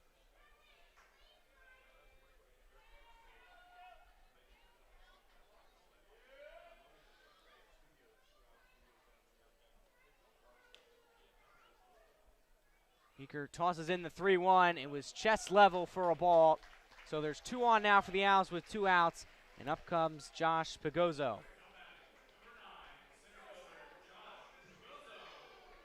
Pagozzo to fly out to left and a fly out to center in his name so far, so he's been able to elevate the ball out towards the outfield. So Hefner moves up to second, Sineth is over at first, and Pagozzo is batting for the Owls, as we're going to have a quick mound meeting with Merritt Beeker. Eric Owen will take his trip out to the bump, as the full infield will convene here for this meeting. Beeker's just lost a little bit of his command, throwing a few pitches on the outside for balls. So far up to this point, through 4 2/3, Merritt Beeker only giving up 4 hits and 1 run.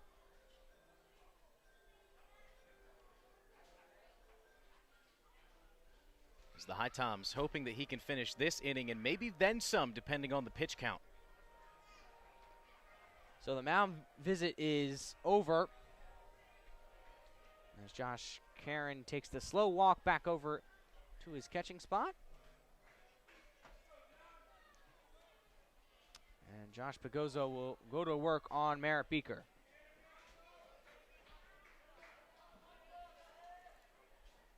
Pagozzo is rocking the red helmet, as Beeker takes a glance over at second, delivers to Pagozzo. He dings one out over to left field, but it's foul. Another one down in the Tommy's bullpen. Yeah, they've had to be alert in this one thus far.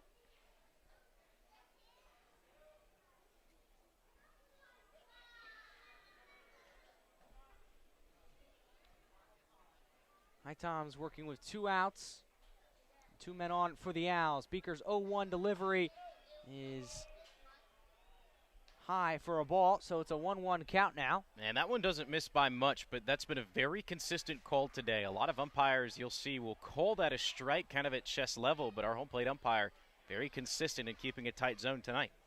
Hefner at second has a large lead. The delivery from Beeker is called for a strike. That's strike 2 on Pagozzo. And that fastball's just got so much life to it. Almost seems like it's going to ring you in on the hands and just moves the slightest bit to catch the inside part of the plate. Beeker shakes his head to Karen. Now gets a sign he likes. Looks over at Hefner at second. Fernandez keeping a close eye on him. The delivery from Beeker is in the dirt, and Karen was alert to it, as Hefner has a hefty few steps over at second.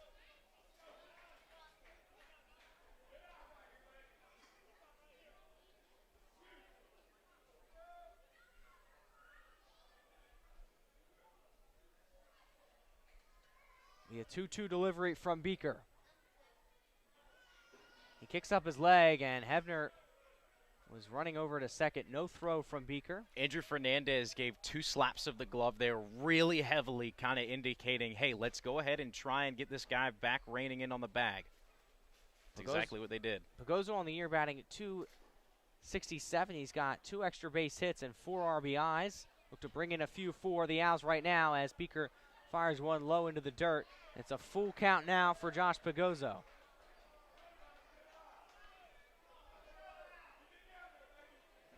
Hebner is keeping Beeker very aware.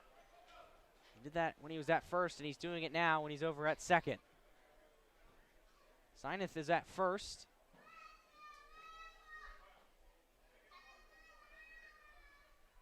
Fernandez checks in on that infield.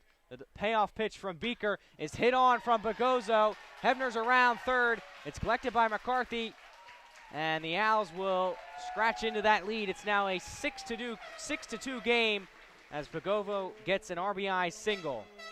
And Pagozzo just turned on a high elevated fastball that might have just been out of the spot Beeker was looking for, but it was just enough for Pagozzo to put a barrel through the 5-6 hole.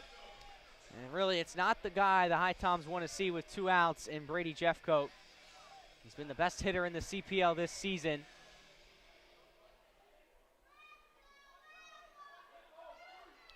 So with 2 outs, the Owls have man on second and first. Beeker looks over at second base.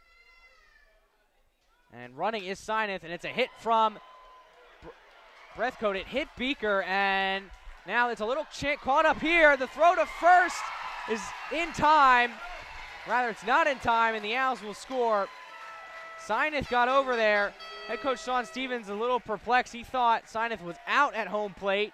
And I agree with Sean Stevens here. I thought that this was a pretty he looked out at the plate to me, so let's break that down one more time here. So it's a comebacker to Merritt Beeker. It hits him on the leg. He's not sure where the ball is.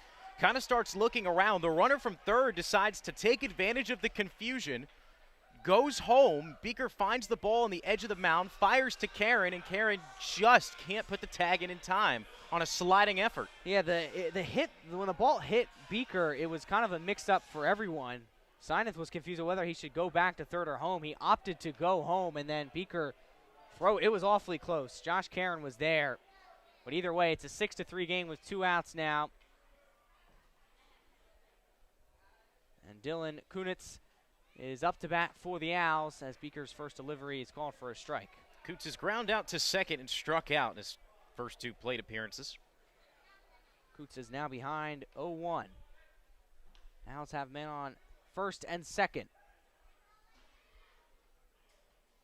0-1 tossed in from Beeker is hit on from Coots. It's out into right. Austin Deering has a read on it. He looks up and makes the grab for that coveted third out for the Tommies. But the Owls are able to get back into this game. They make it a 3-run game. It's 6-3. We'll go to the 6th inning. You're listening to HiToms Baseball on the HiToms Radio Network.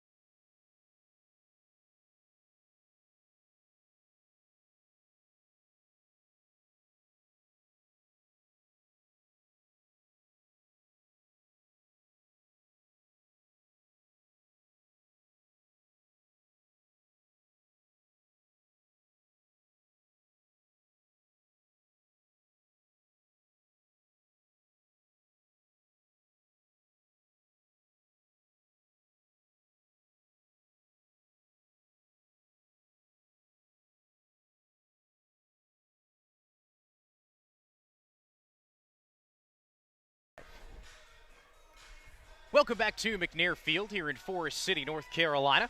So we're ready to start the top of the 6th inning. Due up in this inning for the Tommies will be Austin Deering, Nolan McCarthy, and Rowan Watt. So the 6, 7, 8 ready to roll here to the plate. Patrick Johnson is the pitcher on the mound for the Owls. He was brought into the previous inning with 2 away. As we wait for an on-field promotion to get finished up. 6-3 your score is the HiToms lead. They scored 5 in the top of the 5th. The Owls responded by scoring 2 on some late inning chaos. So 6-3 your score.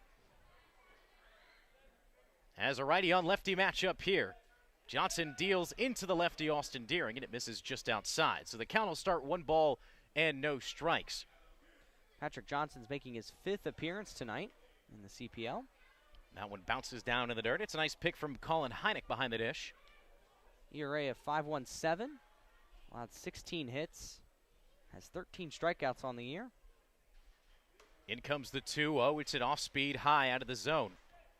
Shadows completely covering the field now, so some pretty clouds off in the distance for the sunset. As the 3-0 rung in there for a strike on the inside corner. Johnson's been used in high volume, too, on 4 of those appearances. He's pitched 4 more innings 3 times. Deering slaps this one over towards Seethan at shortstop, fires to first, and gets him by a step. So Austin Deering goes down 6-3 for the first out of the inning.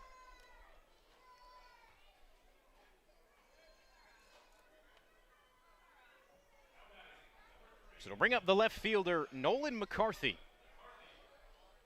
As McCarthy, an RBI double. His first time up, and then a ground out back to the pitcher.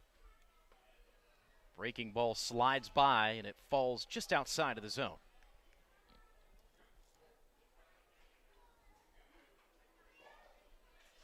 Nine hits on the night so far for the HiToms. Same pitch, but this one nicely finds a home on the heart of the plate. So back foot breaking ball brings it to a 1-1 count. McCarthy shows bunt and gets a heater up and in. Had to get out of the way of that one. Normally not a situation where McCarthy would be in danger of getting hit in the face by a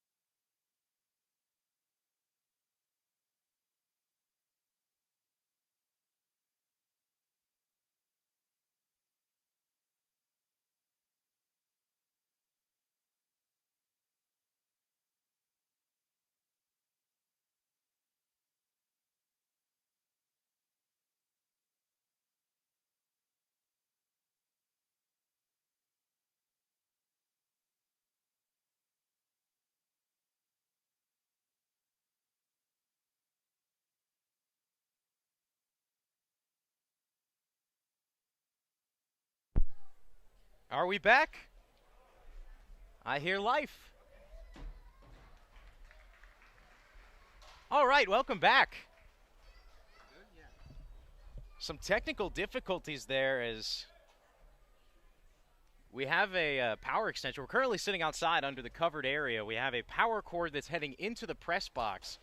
And it just so happened that the press box door, in just the right way, clipped the cord and actually tripped the breaker for the entire press box. So glad that everything looks like we're back up and running. Tommy's leading at 6-3. We're in the top of the 7th with 1 out as Andrew Fernandez just flew out to right.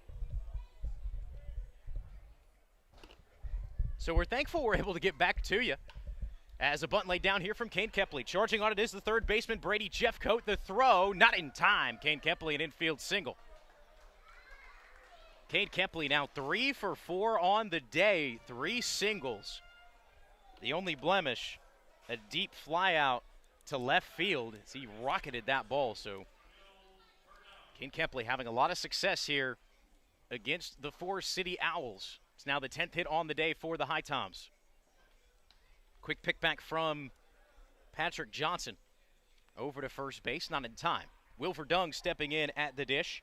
The third baseman's grounded to a double play, singled and struck out. So 1 for 3 and a heavy eye kept on Kepley as another one fired back to first base. Completely under the lights now. As the sun has drifted behind the trees, the illumination from the stadium lights now guiding us through the rest of this one, a called strike.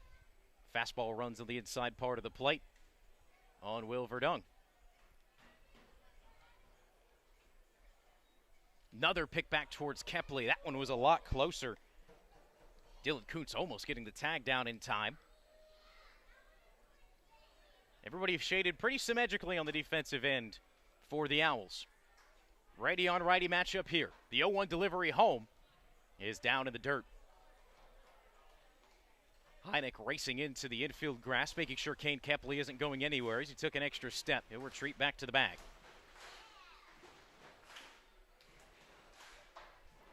One ball and 1 strike. 6-3 the score. The HiToms lead. Nobody did anything in the 6th while we were away. Another pickoff back to Kane Kepley and another safe call down at first.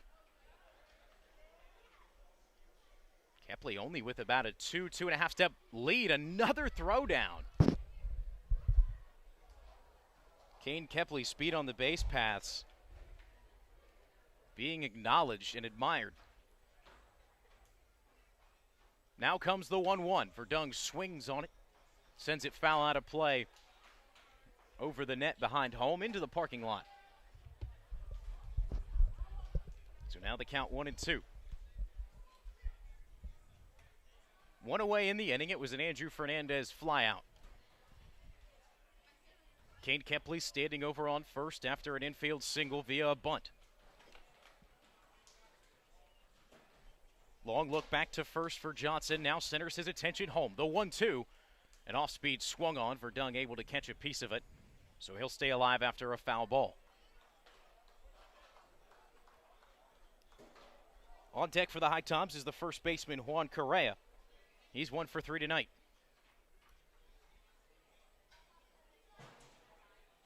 Johnson, another pickoff back to Kepley. Make it number 5 or 6. As the Owls got burnt on Kepley earlier in the game. He scored from third, and the ball didn't move 8 feet beyond the plate on a wild pitch. We'll try the 1-2 again to Verdung. Another breaking ball. Verdung out in front of it, but can't barrel it. It'll go foul. So Will Verdung putting up a good fight.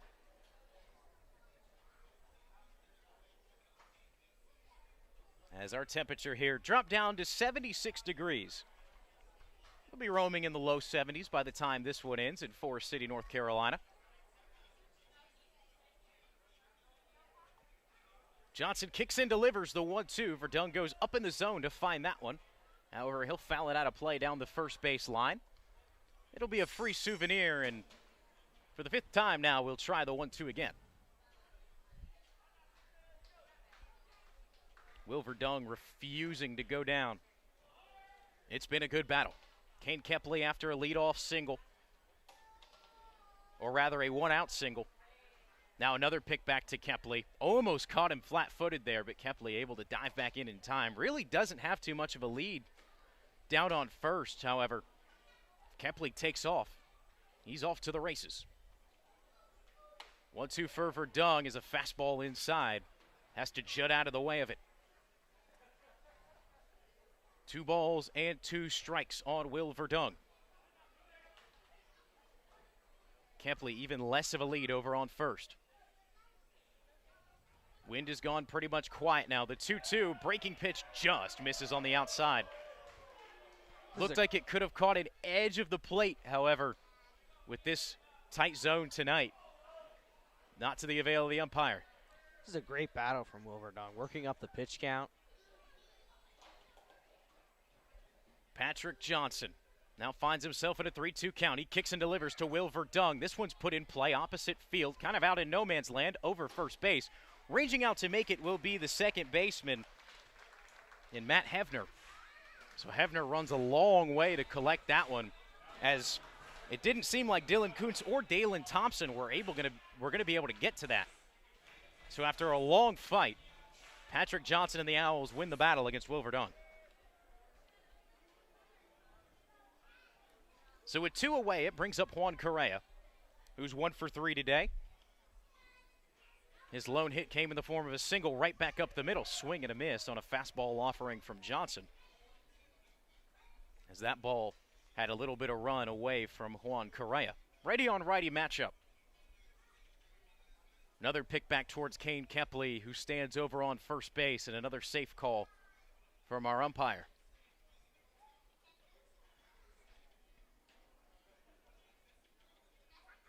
Oh, on the count. Johnson comes set at the belt. Kicks and delivers. Correa, another swing and a miss. Can't catch up to the fastball at the moment of Patrick Johnson. Down no balls and 2 strikes with 2 outs in the top of the 7th. HiToms leading it 6-3. A little bit of noise now kicked up from the crowd. Here comes the 2-strike offering. Correa goes up to grab a fastball, catches a piece, and sends it foul. Patrick Johnson out of Middle Tennessee. Made 18 appearances in his most recent season there with 8 starts. Kind of using him as a long reliever here.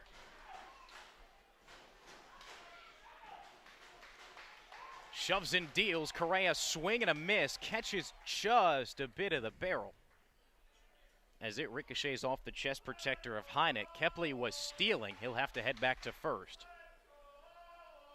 So some long battles here from both Will Verdung and Juan Correa.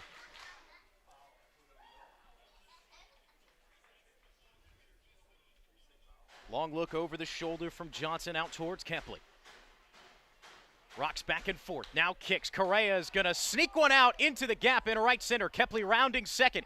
Correa will take a long round on first. Kepley safe in, standing at third. It's runners on the corners. It's another single on the night for Juan Correa.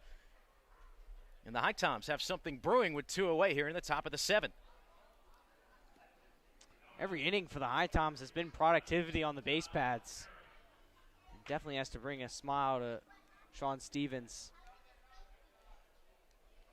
And it was a fantastic fight from Juan Correa. As anything near the zone, he was given a swing on and finally just muscles one opposite field into right center. Now it brings up Josh Caron. Had a big swing his last time up with a 2-run homer. We'll see what he can do here as the first offering from Johnson runs way high out of the zone. Stood up Hynek.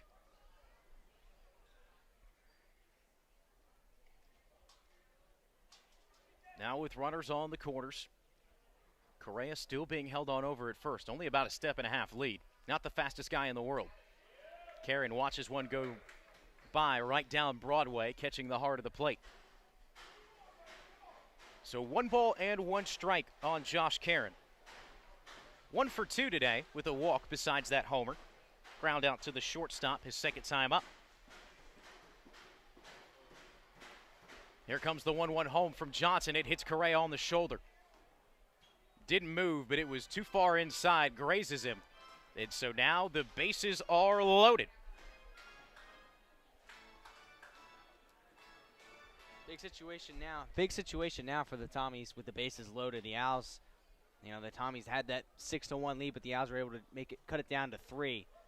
So we'll need to capitalize with runners in scoring position. And so we're going to have a meeting of the minds here. It's one of the coaches from Forest City coming out infield, convening on the mound as Jack Spike, 0 for 3 today, the only Hitom without a hit.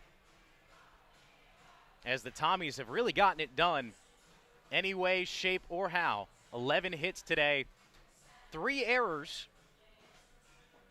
as that's going to put a little bit of a damper on things, as still working some stuff out in the field with everybody kind of being interchangeable at the moment around the diamond. So a long mound meeting here, as it doesn't look like there's a true arm warming up for Forest City.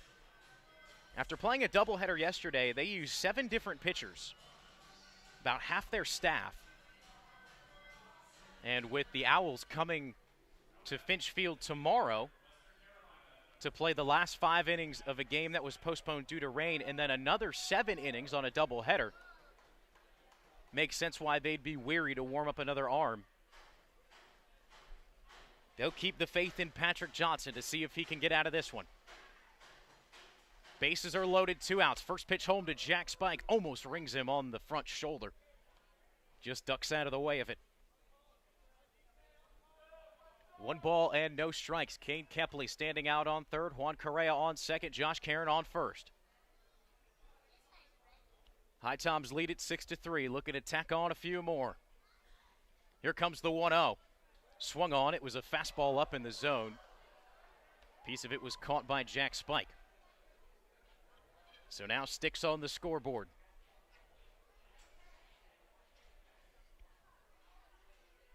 The yellowish pink sky is now faded to a deep blue. Sent from the belt. Kicks and delivers. Spike grounds one. It's a 2-hopper through the hole on the 5-6. 1 run is coming in to score. The stop sign is put on for Juan Correa. The bases will remain loaded. Every Hitom in the order has a hit. And the score now improves 7-3 in favor of the Tommies. HiToms getting a nice bounce there at third base. That got past Jeff Coate and into the left field, outfield area. And it was able to stretch the lead out to 7-3. So up comes Austin Deering. 1 for 3 today. Got things started, accounted for the first run on a triple. Nolan McCarthy, who stands on deck, was able to drive him in. 7-3 now the score. Austin Deering way out in front of a breaking pitch. So the count will begin 0-1. Jack Spike now down on first. Josh Karen at second and Juan Correa at third. Lefty on righty matchup. The righty Johnson wheels. And Austin Deering swings and puts it out of play down the third base line. David, last night Austin Deering found himself in a bases loaded situation. Was able to put one over the wall in left center. What can Deering do here? 0 for 2. Or 0-2 count, excuse me. 2 away, bases loaded. Swing and a miss. Check swing, Austin Deering went around. Heineck will tag home just in case it's a drop third strike, making sure that all the bases are covered. So the HiToms will leave them loaded, but not before improving to a 7-3 lead. We'll see what they can do defensively when we come back for the bottom of the 7th from McNair Field.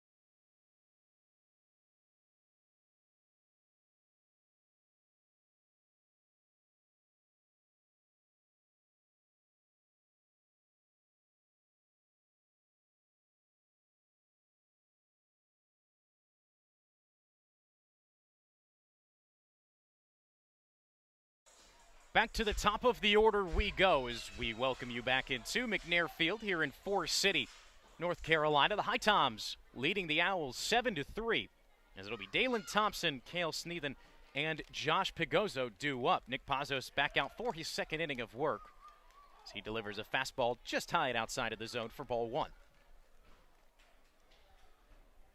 Thompson 1 for 2, a single and a strikeout looking. Also has a walk today. Pazos deals, and a swing and a miss from Dalen Thompson. Sinker dropped below the zone. So that'll even up the count at 1-1. Pazos has been a starter for the HiToms the last few outings and the last few times we've seen him, as he gets right back on track, clipping the outside bottom part of the zone with a changeup. 1-2 the count. Righty on righty matchup. From the chest level, Pazos deals, and it's just outside.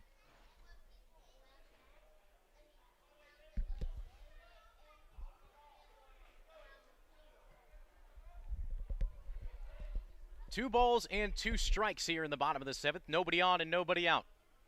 The pitch home to Dalen Thompson. Fouls this one off of his leg. Looks to be okay. Thompson, the only piece of protective wear he's got is a shin guard on his left leg. Perhaps it's for foul balls like those, as that's why he has it there. Exactly. It's a good reason to wear one. Count remains at 2 balls and 2 strikes. Pazos shakes off the first 2 pitches, agrees on the third. He'll kick and give home to Karen, and there's a slicer into the Forest City bullpen down the first base line. A lot of foul balls tonight. As it's kind of been a mantra. You kind of have to with how tight this zone has been. Yeah, pitchers have found themselves in a few duels. Here comes the 2-2. Just misses outside from Pazos. Looked to be good on the level, but maybe missed a ball off on the outside part of the plate to the righty Dalen Thompson. So the count now full. Pazos from his chin. This one's hit out the other way. It's a blooper over the head of Andrew Fernandez. Austin Deering will come from right field to center it in the gap. We'll send it into second, and it'll be a leadoff single for Dalen Thompson and the Owls. His stat line improves to 2 for 3 on the day. As Cale Sneathen, the shortstop, ready to dig in the right side for the Owls. A single, a reach on air, and a walk. He's found a way on every single time he's come to the dish. Nick Pazos looking to change that. First pitch, breaking ball slides home. 0-1.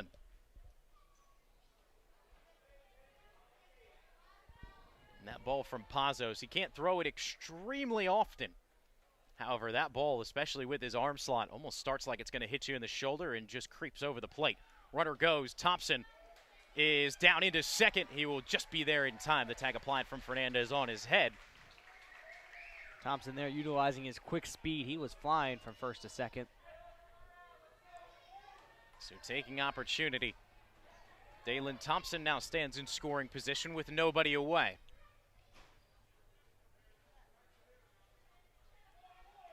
In the bottom of the seventh now, HiToms leading it 7-3. They were able to tack on one more in the top of the frame. Pazos gets a swing and a foul ball. A roller out towards the Forest City dugout.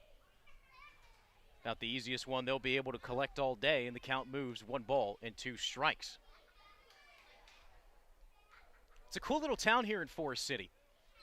First time that I believe you and I have ever been here, and kind of driving down Main Street just gave off kind of that fun small town vibe. So Pazos, he'll step off the rubber, throw a rainbow back to Andrew Fernandez. And a really nice park as well. It's got that unique aspect, as I feel almost every CPL park has something unique about it. This one in left field with that wall. 25-foot green monster covered with advertising. Here comes the 1-2, and it's fouled off the leg of Sneathen. He hits the deck. It rolled into fair territory. Comes up limping, just going to take a walk down to talk to the third base coach. Now, Sneathen, unlike his teammate Thompson, does not have a protective shin guard on either of his legs. He does not. Maybe now, after that, he'll invest in one. Sometimes those can almost hurt more than a hit by a pitch because instead of it coming on kind of in the meaty part of your leg, instead it's coming straight down on the bone of the shin off your back. So he continues to walk around trying to shake it off. So play still delayed. Count sitting at 1 ball and 2 strikes.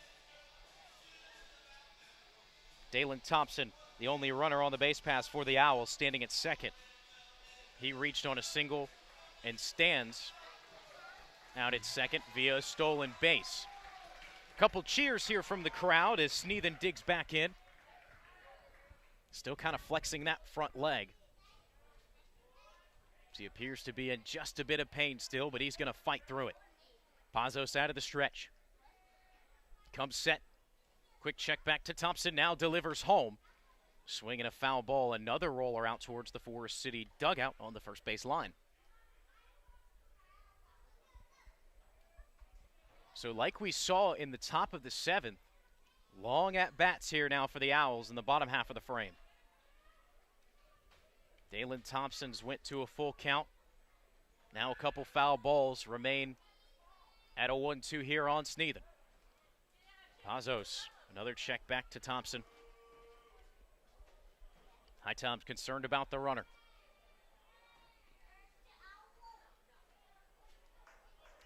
So Sneathen will step back in.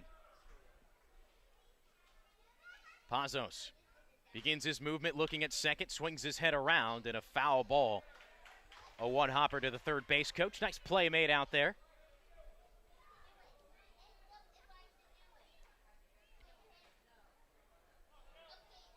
So now Sneathen, he'll take a few more warm-up hacks. Touch home twice. Now he's ready. Pazos looking in. Kicks and delivers. Sneathen takes one and it just misses outside. Pazos this year has been used as a starter and in relief, as he is tonight. He's making his 5th appearance on the year. ERA of .482. Here comes the 2-2. Swung on and popped up. On the infield dirt, Rowan Watt, shortstop, ranging under it. Foot on the outfield grass, he drops it. Another error out there by Rowan Watt at short. He had the one diving play, but ends up overthrowing Juan Correa earlier in the game and now drops that one. It's put the HiToms in a predicament. Runners on first and second with nobody out. It's now 4 errors on the night for the HiToms, and if the Owls continue to chip away at the Tommies' lead, they'll look back at that and say, that perhaps is what cost us. It's the second time Sneathen has reached on an error in this game. The center fielder, Josh Pagozzo, digs in from the right side. First offering from Nick Pazos is just away. Karen had to slide around to get it. So Sean Stevens with some pace heading out to the mound to talk to Nick. And that's one of those things that can be a little bit demoralizing for a pitcher. You've done your job. You battled through it. You finally get one in play and let down by the guys behind you. So it'll be the one and only mound meeting to go have a chat with Nick Pazos. Yeah, Pazos is facing a dangerous part of the Owls order with Pagazos and then Jeffcoat. And I think that from Sean Stevens is more so of a booster rather than a let's change some stuff up. Hey, let's keep our heads up. This game's not over yet. We feel comfortable, but before you know it, the tying run is standing in the on-deck circle. No outs in the inning. Dalen Thompson on second. Cale Sneathen on first. Josh Pagozzo in the box. 1 for 3 today. Hits this one hard out towards center. Kepley having to run in on it. He took a couple steps back, and no play can be made. Bases are now loaded for Jeffcoat as Kane Kepley read it poorly off the bat, took a heavy step backwards before jutting in a diving effort can't be made. And it was just too deep of a set for Kepley off the back foot. Doesn't matter how much speed you have with that ball losing life out of the night sky. It falls for a hit.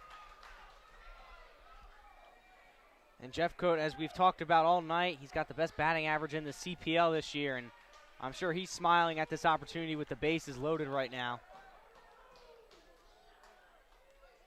Jeffcoat 1 for 3 with an infield single his last time up.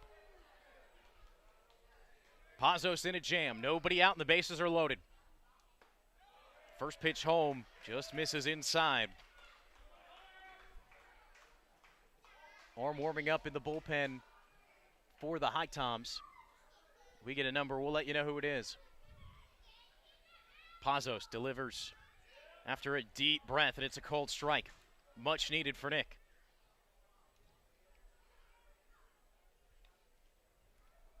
So the top part of this order has been able to find a way on. Dalen Thompson singled.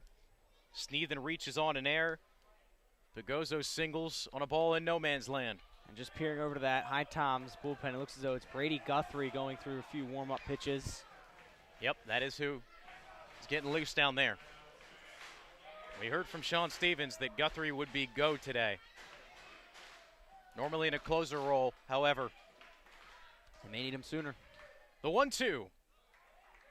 Karen gloves it outside in the lefty's batter box. Lucky to even keep that ball from getting to the backstop, as it was way outside.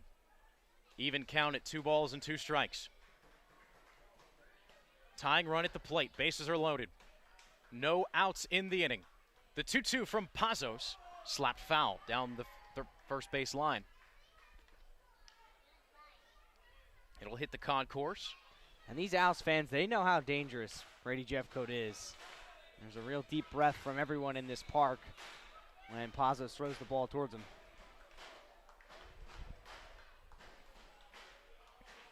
The 2-2. Pazos, glove at chest level, delivers. That ball just missing the zone. Nick thought he had a strikeout, so did the HiToms dugout. But once again, a small zone being offered today. That one couldn't find a home. That's exactly what I was going to say. It's been a tight zone all day, and I can understand the frustration from the HiToms dugout. Full count. Nowhere to put Jeffcoat. Full count offering outside.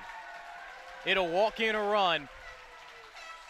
Brady Jeffcoat will take off his gear and head down to first. And so now the go-ahead run, and Dylan Kuntz steps into the box. Kuntz is 0 for 3. It would be a big-time spark if he could get something here. HiToms hoping to shut him down. Score now 7-4. First pitch home to Jeffcoat, misses outside. We wonder how soon we'll see Brady Guthrie.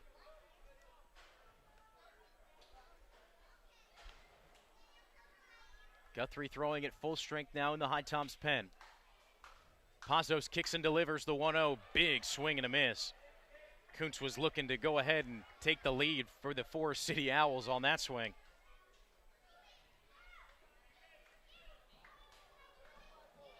Cale Sneathen down on third. Josh Pegozo on second. Brady Jeffcoat on first. The 1-1. Swing and a miss. Another fastball inside, running in on the hands. Just trying to catch a piece of it is Dylan Kuntz, and he's now down in the count 1-2.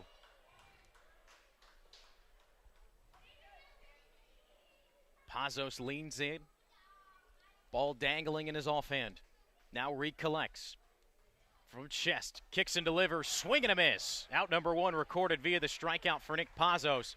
It's a big first out for the Tommies.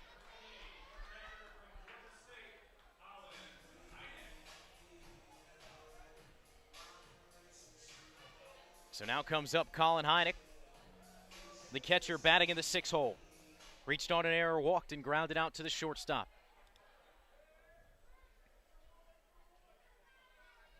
Righty on righty matchup. Pazos fires a fastball in there, and he seemed to find his groove as that one goes for a strike looking. Bases are loaded with 1 out. Nick Pazos on the mound for the HiToms, looking to try and get out of a jam. Check swing does not go around. Ball down in the dirt. And for Pazos, this is only his 5th batter he's faced, but it feels like a lot more. I guess that's just with the bases being loaded, but it has been some long, treacherous counts for Nick Pazos.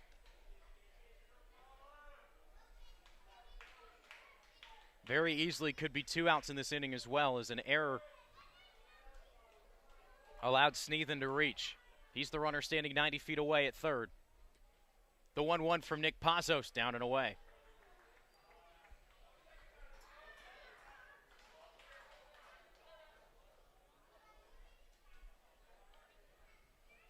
Guthrie continuing to warm up for the Tommies. The deep blue sky turning to black. The 2-1 from Nick Pazos, big swing and a miss. It was a very long swing from Heineck, couldn't catch up to the Pazos fastball. So Nick evens up the count, 2 balls and 2 strikes.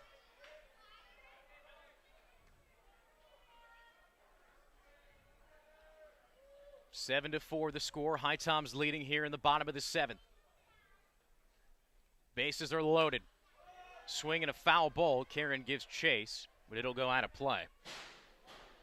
From the loud bang, it hits the awning above us.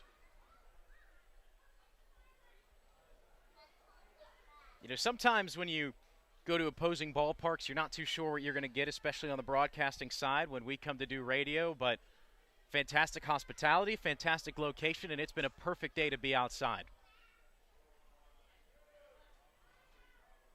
Pazos, the 2-2. Foul territory in play. Austin Deering and Juan Correa giving chase. It's going to hit the grass in foul territory. No one could get to it. Correa was about 2 steps away. So another long at bat here. Now back-to-back foul balls on 2 strikes. Pazos just can't catch a break with these long at bats. It's everyone he faces. He gets into full count situations where there's at least 5 or 6 foul balls. Well, and whether you think Pazos can get out of this or not, you got to start wondering about pitch count too. As the HiToms, a lot of games coming up. Pazos, a very important piece. Here comes the 2-2. This ball is hit very high into the air, out towards left, and it'll be foul. So we couldn't see it as it went out of our view. And reacting to the body language given by Nolan McCarthy, it was either going to be gone or foul.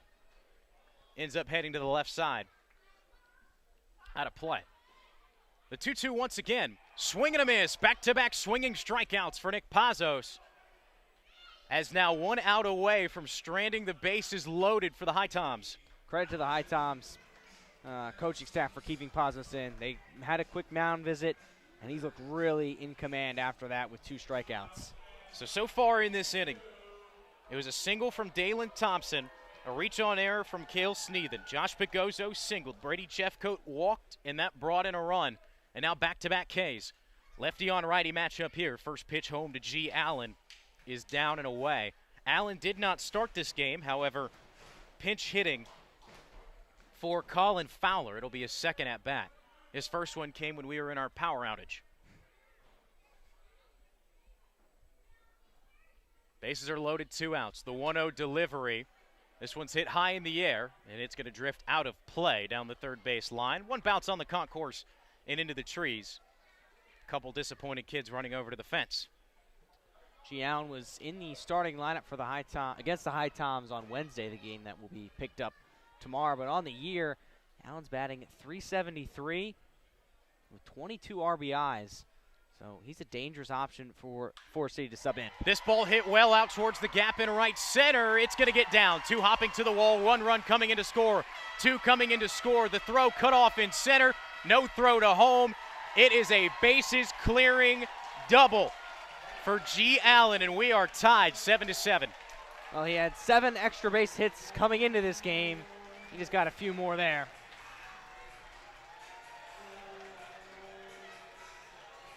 This place rocking right now. And look, when you play any team that is atop of a division, a league, no lead is safe, and the HiToms have just experienced that now. 6-1 wasn't good enough, 6-3 wasn't good enough, and just like that, it's a 7-7 game. And one of the questions you've got to think about is the HiToms in previous games with 2 outs have always seemed to go to a fireman to get them out of a situation. They leave faith in Nick Pazos, and just leaves one middle, was doing a fantastic job of getting back into it, but the job not done. I think first pitch fouled off right over our heads.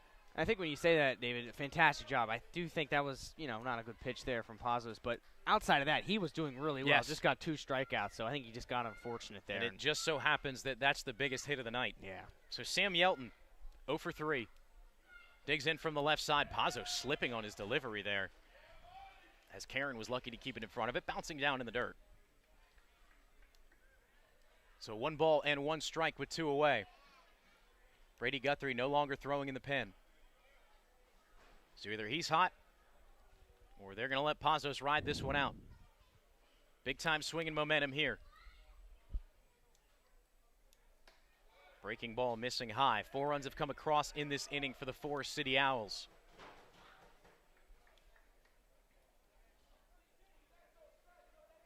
Three hits, a reach on air, and a walk. G. Allen, the lone man on the base pass, standing at second. Pazos fires in a fastball at the shins of Yelton. 3-1, the new count.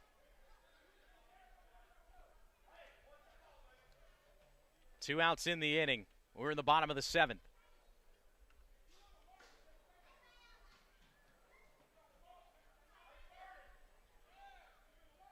Pazos kicks and delivers. Big swing and a miss from Sam Yelton.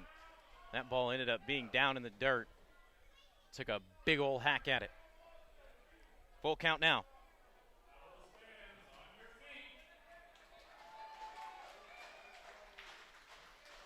Feels like a must right now to keep this a tie ball game. Runner in scoring position. Full count pitch on the way with 2 outs. Swing and a miss. Nick Pazos records all 3 outs via the strikeout. However, 1 big hit clears the bases for the Owls. 3 runs come across on a huge double from G. Allen, 1 coming in via the walk. Brady Jeffcoat has contributed the RBI there. We're tied 7-7. We'll be back for the top of the 8th in just a moment to see if the HiToms can rebound here from McNair Field. You're listening to HiTom Radio.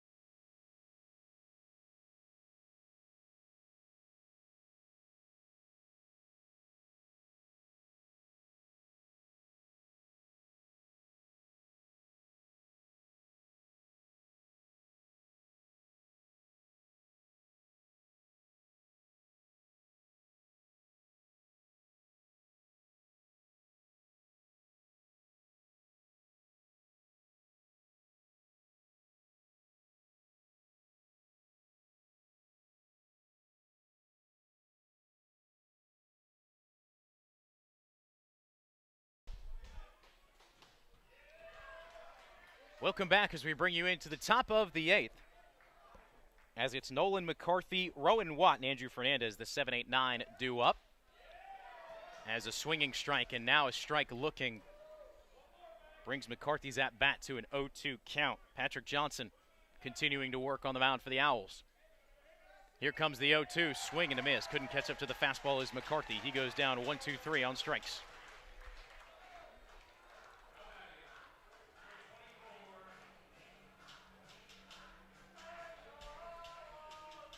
So a pinch hit scenario now for J.D. Suarez as he comes in for Rowan Watt. So Rowan Watt's stat line on the day will end 1 for 3. A single, a fly out to right, and a strikeout looking. And after another error committed in the field from Rowan Watt, you got to think this is kind of both an offensive and defensive substitution. Yeah, unfortunately for Rowan Watt, he had that fantastic grab back in, I believe it was the 3rd inning. But then he committed 2 errors after that. 4 errors on the night. It's part of the reason why this game is tied right now. First pitch is an off-speed down in the dirt to J.D. Suarez. Righty on righty matchup here. Suarez has been one of the hottest hitters for the HiToms, just batting under 400. So he's got 2 home runs in his last 4 games. Watches one drift outside the zone. So Suarez leading the count 2-0. The offering here, it's a 2-hopper over towards the 3rd baseman. A couple steps, firing over to first is Brady Jeffcoat, just in time to get J.D. Suarez. Had him by half a step, and now quickly 2 hour away in the top of the 8th. 7-7 is the score. The Owls scored 4 in the bottom of the 7th. It was a perfect storm for them, as a couple errors, as well as some key base hits, end up tying this ball game. HiToms still lead in the hit column 12-9. So Andrew Fernandez coming up for the 4th time tonight. First offering is off the handle and against the net behind home. And this is an eerily similar story to or game of what we saw last night against the Zookeepers. The HiToms in the 5th inning had a 5-2 lead. Tonight they had, as Fernandez puts one out over to first, and he's retired at first.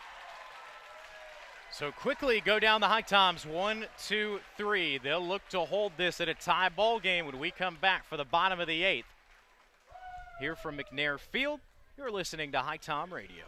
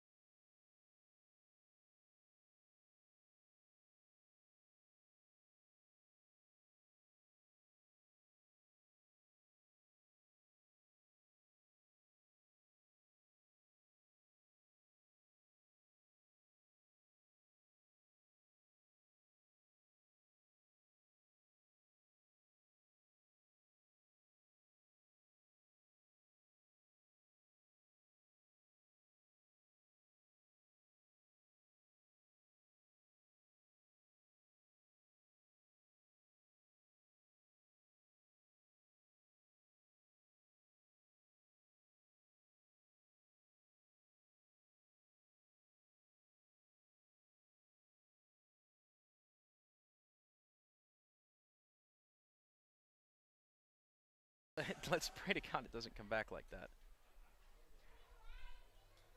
So welcome back. Brady Guthrie, the new pitcher on the mound, as he kicks and delivers. Fastball ringing in there for a called strike.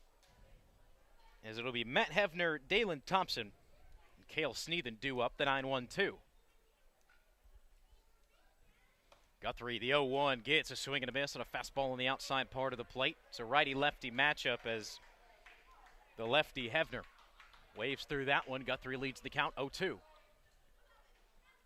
Brady's been used seldomly so far this year, mainly as a closer. No call to him here in the bottom of the 8th.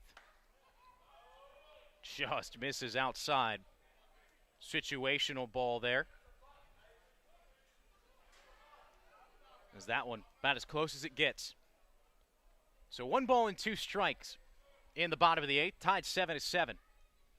Guthrie kicks and delivers. That one misses a bit too far outside. Karen having to reach up. Full extension with the arm. So back-to-back balls issued here from Guthrie. Dips down and comes set at the belt. Gives a nod, the kick and the delivery. Swing and a miss on a breaking ball on the inside part of the plate. Takes 5 to sit down Hefner. And that'll be the first out of the inning.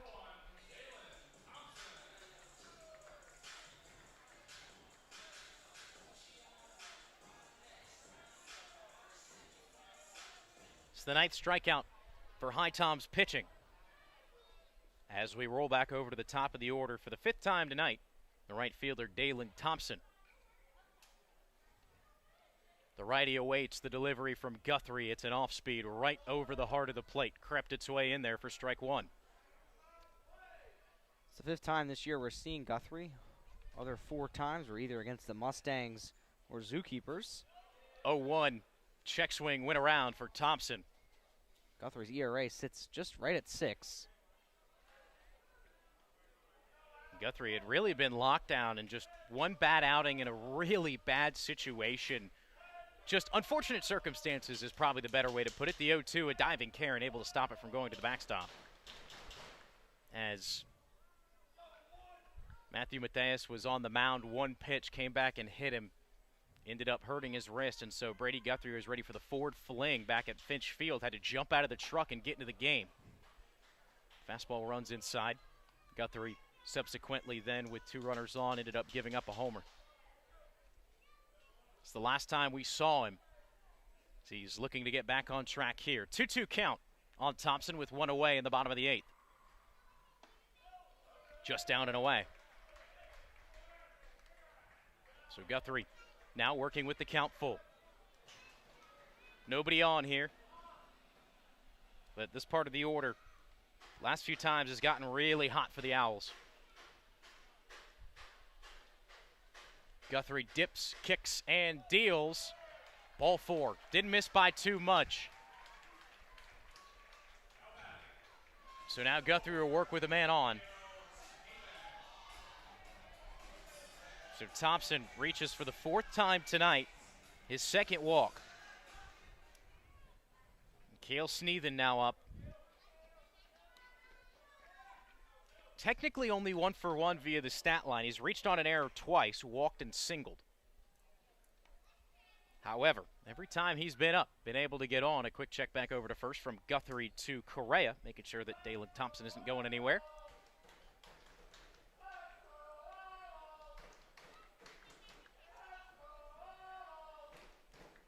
So Sneathen awaits the first pitch. It'll miss on the outside edge.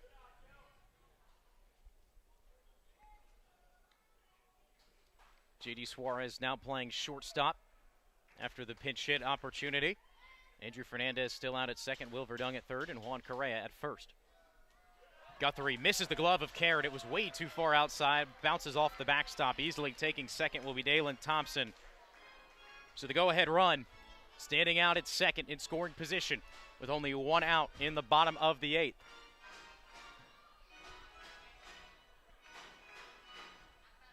Left-handed arm warming up in the pen. Looks to be Jackson Nove.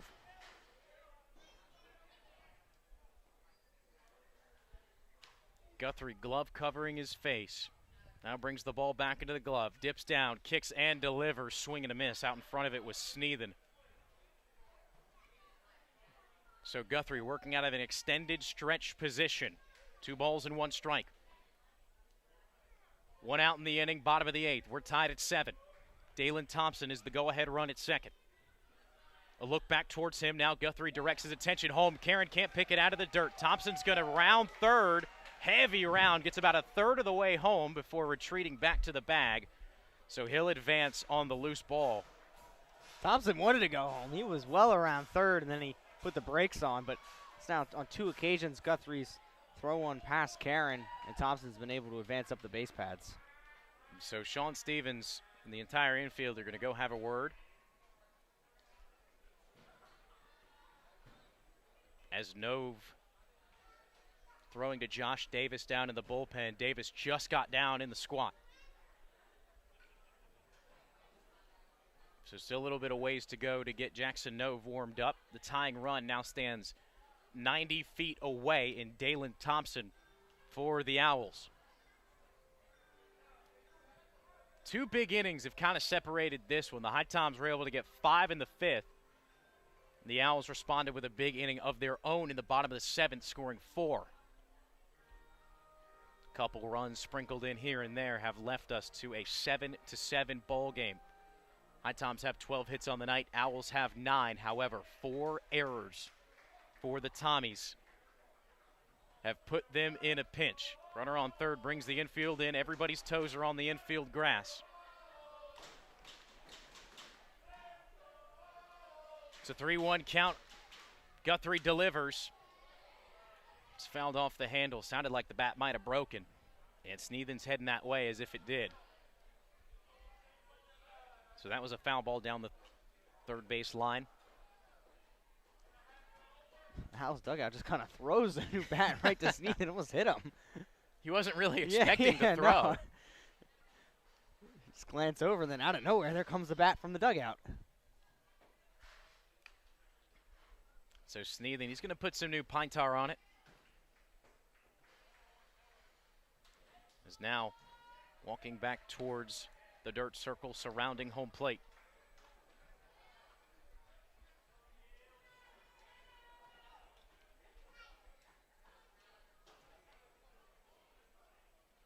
So Sneathen, he digs back in. Sky completely lightless without the help of the illumination of the stadium lights. The appeal down to first did not go around. Brady Guthrie delivers a ball, and it will be a walk. Runners on the corners. Brings up the center fielder, Josh Pagozzo. He's 2 for 4. Started the day with a fly out to left and a fly out to center, 2 hard hit balls. Since then, he's gone single-single. He's got an RBI and a run as we're having another mound meeting. And it's going to be a call to the bullpen. So out comes Jackson Nove, and while he gets warmed up, we'll take a quick break. We're tied at 7 in the bottom of the 8th. However, the Owls threatening with only 1 out and runners on the corners. We'll see if Jackson Nove can get the Tommies out of this one when we come back. You're listening to HiTom Radio.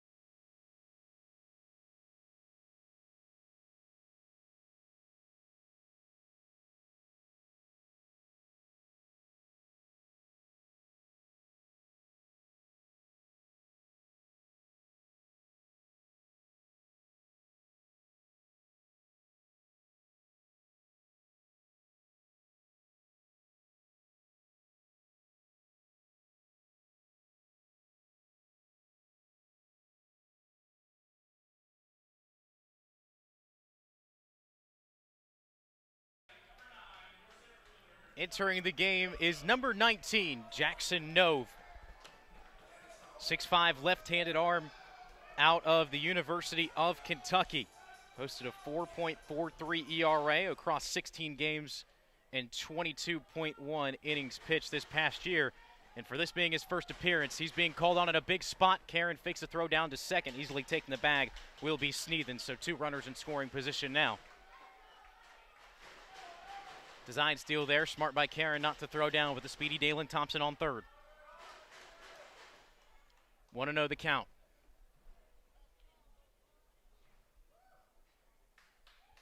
Nove kicks and delivers. It's a fastball from a high arm slot that misses just low.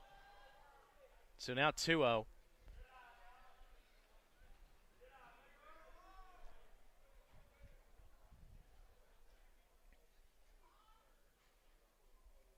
Nove a deep breath.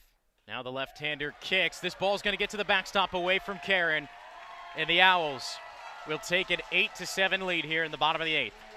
Well, Dalen Thompson got to second base on a pitch that got away from Karen, third base on a pitch that got away from Karen, and now scores on a pitch that got away from Karen. And so moving up to third will be Sneathen. Damage not done yet. 1 out in the inning. It's a 3-0 count with one of those dangerous hitters in the CPL standing on deck.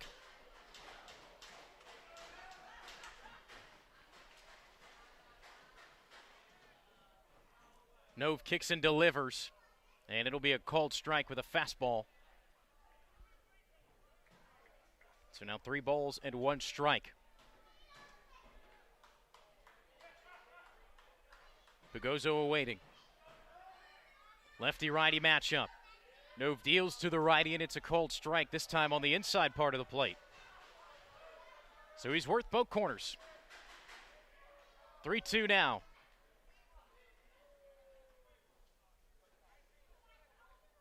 Long look into Karen. Gives an eye, now kicks. And it's down and in. It'll be a walk. Runners on the corners once more for the Owls.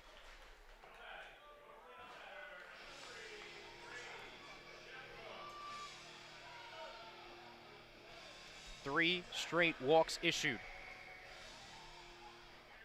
Now brings up Brady Jeffcoat. 1 for 3 today with an infield single and a walk.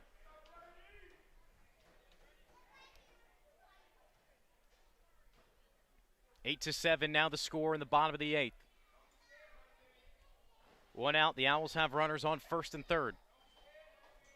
Nova, quick look back to first. Now centers at attention home. It's a breaking ball that slips in. Ball almost looked more like a 12-6 curveball. Saw him throwing something that was pretty much north to south movement straight down in the bullpen earlier. No balls and a strike here on Jeffcoat. That one's a fastball and it rings close to the jersey. Jeffcoat sliding out of the way of it. So now 1 ball and 1 strike to count.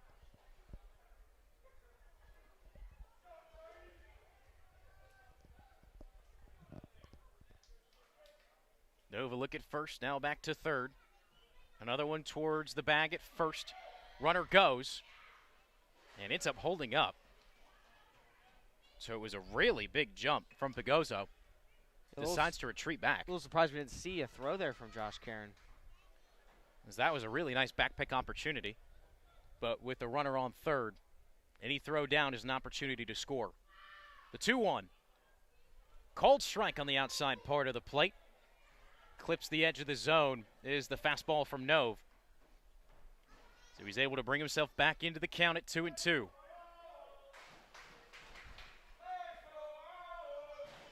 Voices ringing in here from the hollow, covering. Now Pagozzo goes. It's inside. Pagozzo is safe. There's no throw down. It was a ball that almost clipped the leg of Jeffcoat.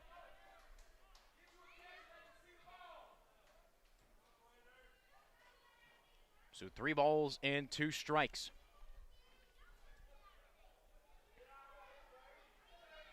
This game just passing the 2-hour and 45-minute mark. It's been a roller coaster for the HiToms, just like the rest of the season.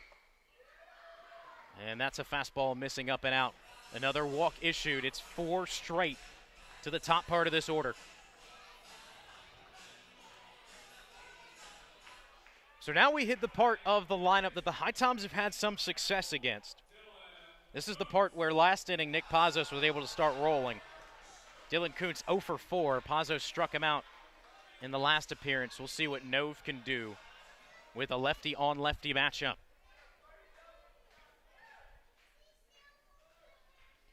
Bases loaded and off-speed delivered from Nove. First pitch changeup goes for a strike.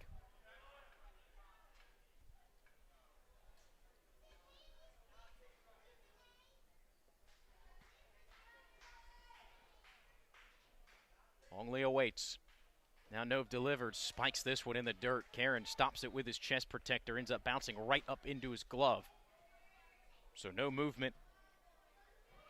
Down from Sneathen on third.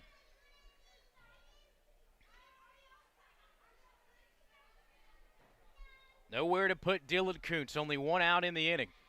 The Owls have already brought across one, and it was the go-ahead run. They lead at 8-7. Swing and a ball put against the net, foul.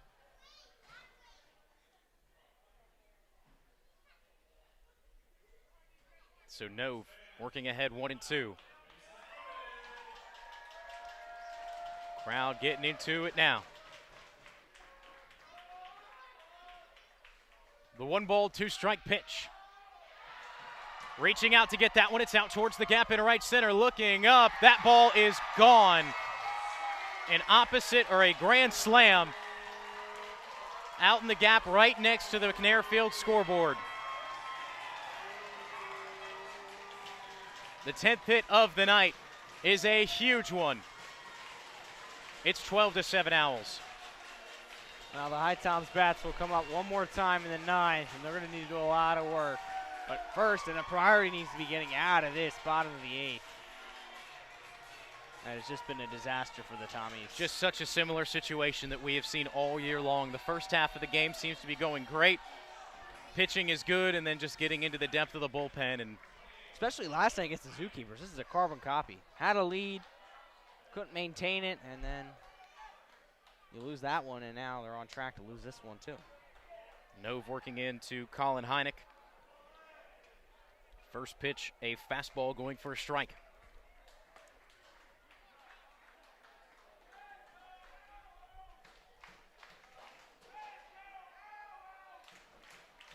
Nove delivering another strike. Now working 0-2. Just missing down towards the dirt. Under the zone. 1 ball and 2 strikes on Colin Heineck. Working quickly back to the plate here. Karen loses that one. It'll go to the backstop. Won't matter. Bases are empty.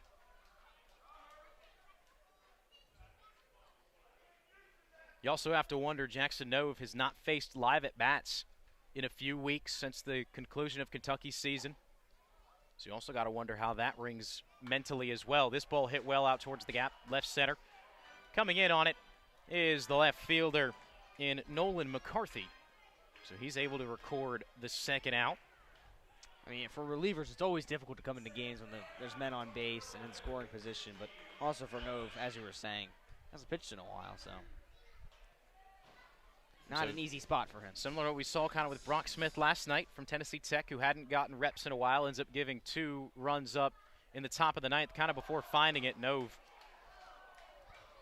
First pitch hits the hands of the Owls batter, and he's going to go down to one knee, trying to shake it off, just running, jumping up and down. It's G. Allen who got hit. So he's still clutching that wrist.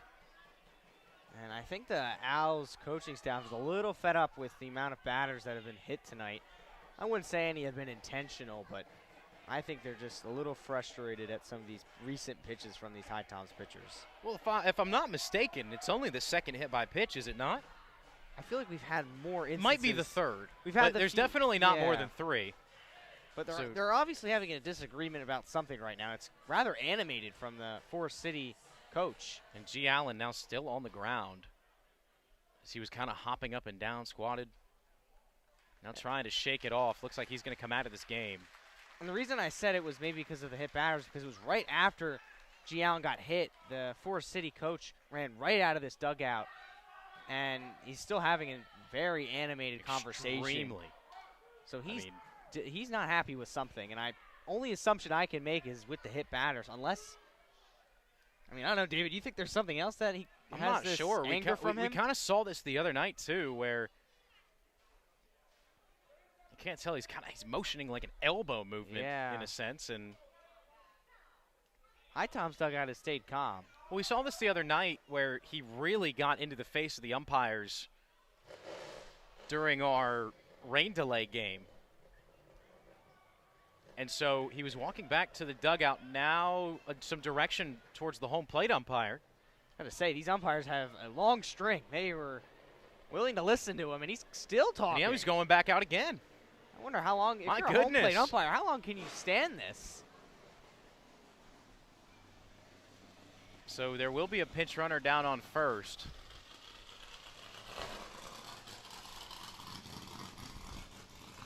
It's an old derby car coming in behind us, if you can hear that noise. There's a lot going on right now. Also, if you look over to the HiToms bullpen, there is nobody warming up. So yeah, and at this point, there's no point in trying to bring another arm out there.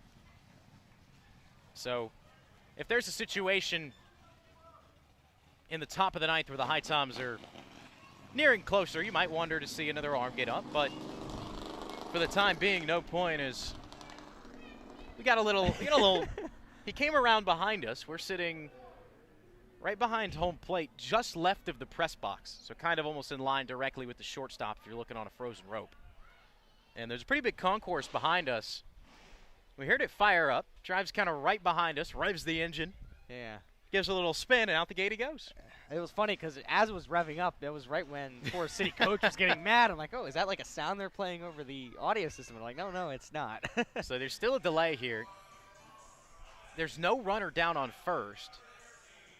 And I believe the conversation and why it was so animated now that we don't see anybody down on first, you got to assume that the umpire said that he leaned into it.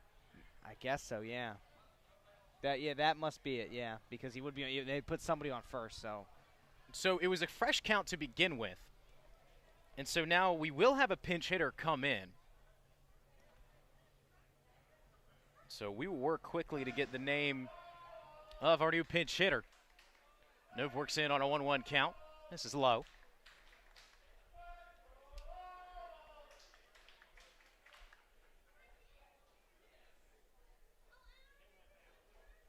Reed Blaschek is our pinch hitter, now sitting on a 2-2 count after a fastball fired in there from Nove. 2-2. Called strike 3. It'll be the 10th strikeout for HiToms pitching tonight. However, a lot of work to do in the top of the ninth. 12-7, the Forest City Owls lead. They'll look to close it out when we come back from McNair Field. You're listening to HiTom Radio.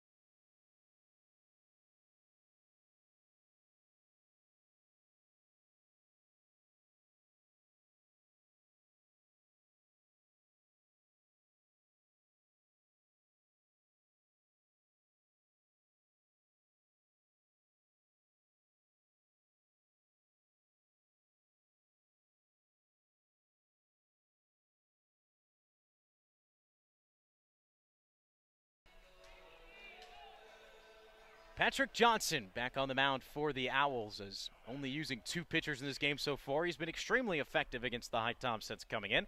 As the first pitch to Kane Kepley is hit well out towards the gap in right center, ranging back onto the wall. This ball is deep, and this ball is gone. It's a solo shot for Kane Kepley out to right center.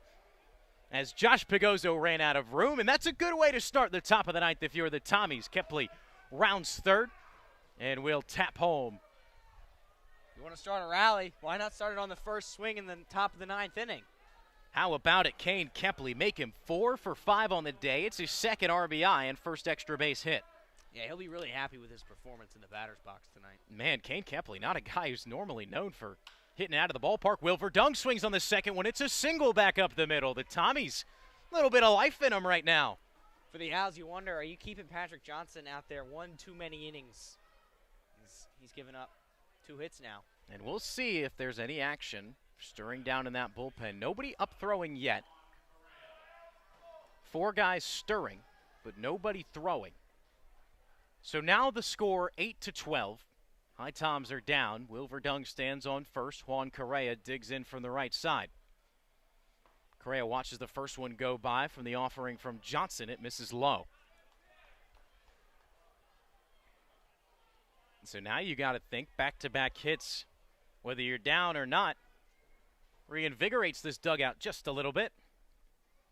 Here comes the 1-0 from Johnson.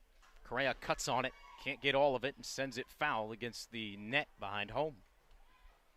Very unique net setup here, as it's almost 2 parts. The bottom half goes straight up, and then the top half goes at about a 45-degree angle to connect to the top of the overhang.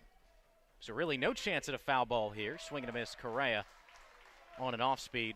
Yeah, I think we've seen on maybe 1 or 2 occasions tonight, the lower bowl here at the stadium has seen a few balls just it kind of rides up and falls over the net, but nothing to injure anybody. No, not at all.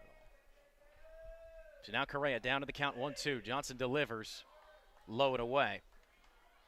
That was a ball breaking away from Juan Correa. Tried to get him to take the bait. No fish on the hook. Johnson comes set, ready at the belt. The right-hander kicks and delivers. Correa right back up the middle. Can't be gloved. It sneaks out into center. Wilfer Dung will hold at second. Correa has himself a single. So the HiToms, the 1-2-3 part of the order, go home run, single, single.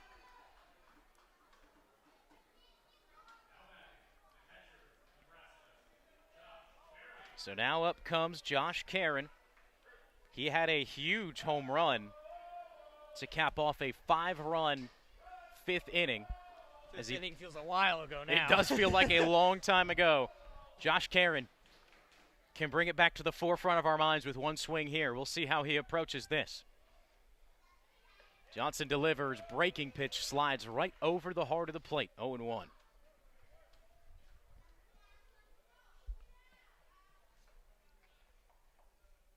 (12-8). Wilfer Dung at second.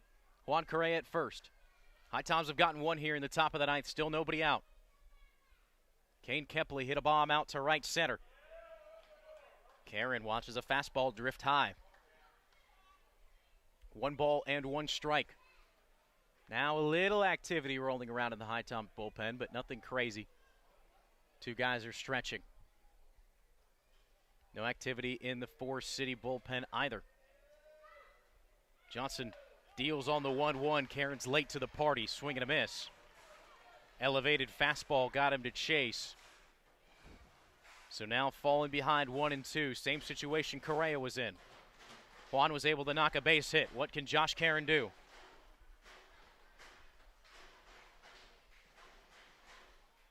Johnson kicks in, delivers the 1-2. Swing and a miss. Josh Caron down on strikes. It's the first out of the inning. And now up comes Jack Spike.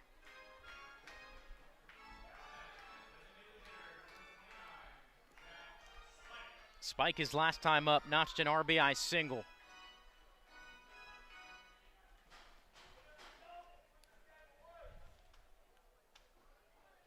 So now Sean Stevens and Sam Cochran are going to have a word in deep foul territory. So Sam handing Sean a lineup card. Not too sure what that's about. Our focus will center back towards home plate, as kicking and dealing is Johnson for strike 1 across the plate on Jack Spike. 0-1 with 1 out. HiToms down 8-12. Runners on second and first. Spike awaits a breaking ball and just misses it, sending it fouling out of play. He was sitting, he was waiting it too. Spike quickly down 0-2. Austin Deering standing on deck. Patrick Johnson, after giving up a home run in back-to-back singles, seems to have found a groove. That elevated fastball has been working wonders for him. Here comes the 0-2. Sneaks between the legs of Heineck. That was a ball down in the dirt. Both HiToms runners will now move up. And if you're looking at this in the grand perspective, Austin Deering a tying run on the on-deck circle, given Jack Spike's able to get on. In a 1-2 hole here. 15 hits on the night for the HiToms. 8 runs have come from it. 10 hits on 12 runs for the Owls. 4 errors for the HiToms have helped them get to that number. Johnson flares the glove, now kicks the 1-2. Jack Spike, this one's in foul territory. No chase given as it'll float over the bullpen down the first base line. There still doesn't seem to be any real intense bullpen workout from the Owls, so they're going to ride with Johnson, it looks like. Only person moving right now in the HiToms bullpen is Merritt Dry, and he's getting back on the railing now. We'll try the 1-2 again. Spike awaits. The offering just misses low. Man, oh man, that ball did not miss by much. It was a great breaking pitch and a great frame from Heineck. That zone has been small all night, and it was on full display right there.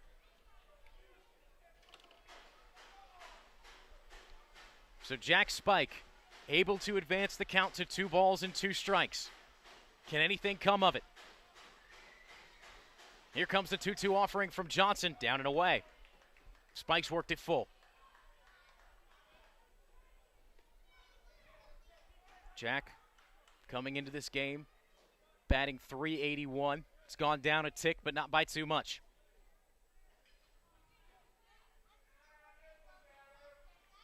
The designated hitter has himself in a full count scenario. Johnson delivers, called strike 3. It was a delayed call from the home plate umpire. Looked to be in the exact same spot as the breaking ball that went from a ball earlier. But with how close that one was to the zone, a called strike 3 gets the trigger to pull there. And so now 2 are away. Austin Deering becomes the last hope for the Tommies. Jack Spike thought he was going over to first, and I have to agree with him because, as you were saying, David, those 2 pitches before that looked exactly the same. Our home plate umpire had different ideas. And, I mean, with how close it is to the zone, it can become interchangeable. So I don't hate that call. I really don't. Austin Deering watches a backdoor breaking ball go for a strike. 2 outs in the top of the 9th. Last call for the HiToms. Trailing 12-8. Patrick Johnson leading Austin Deering on an 0-1 count. Kick and a delivery and a swing and a miss from Deering. It was a pitch down in the dirt. He got fooled. HiToms down to their last strike.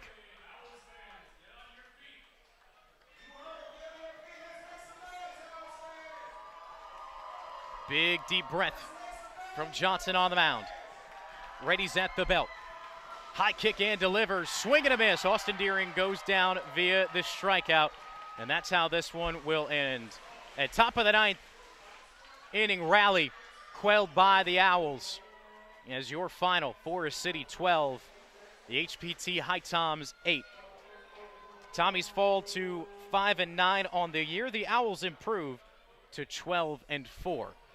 And AJ, I'll turn it over to you quickly for some of your final thoughts and kind of analysis on tonight. Well, for the HiToms, I think they went toe-to-toe with the best team in the West Division for about 5 innings. They had a 6-1 lead on this Forest City team, but then, as I alluded to earlier, no lead is safe against the best teams in your division. Well, and from my vantage point, my perspective on this one, the Forest City Owls, this comment takes no credit away from them, but the HiToms lost this game for themselves tonight. I mean, 4 errors.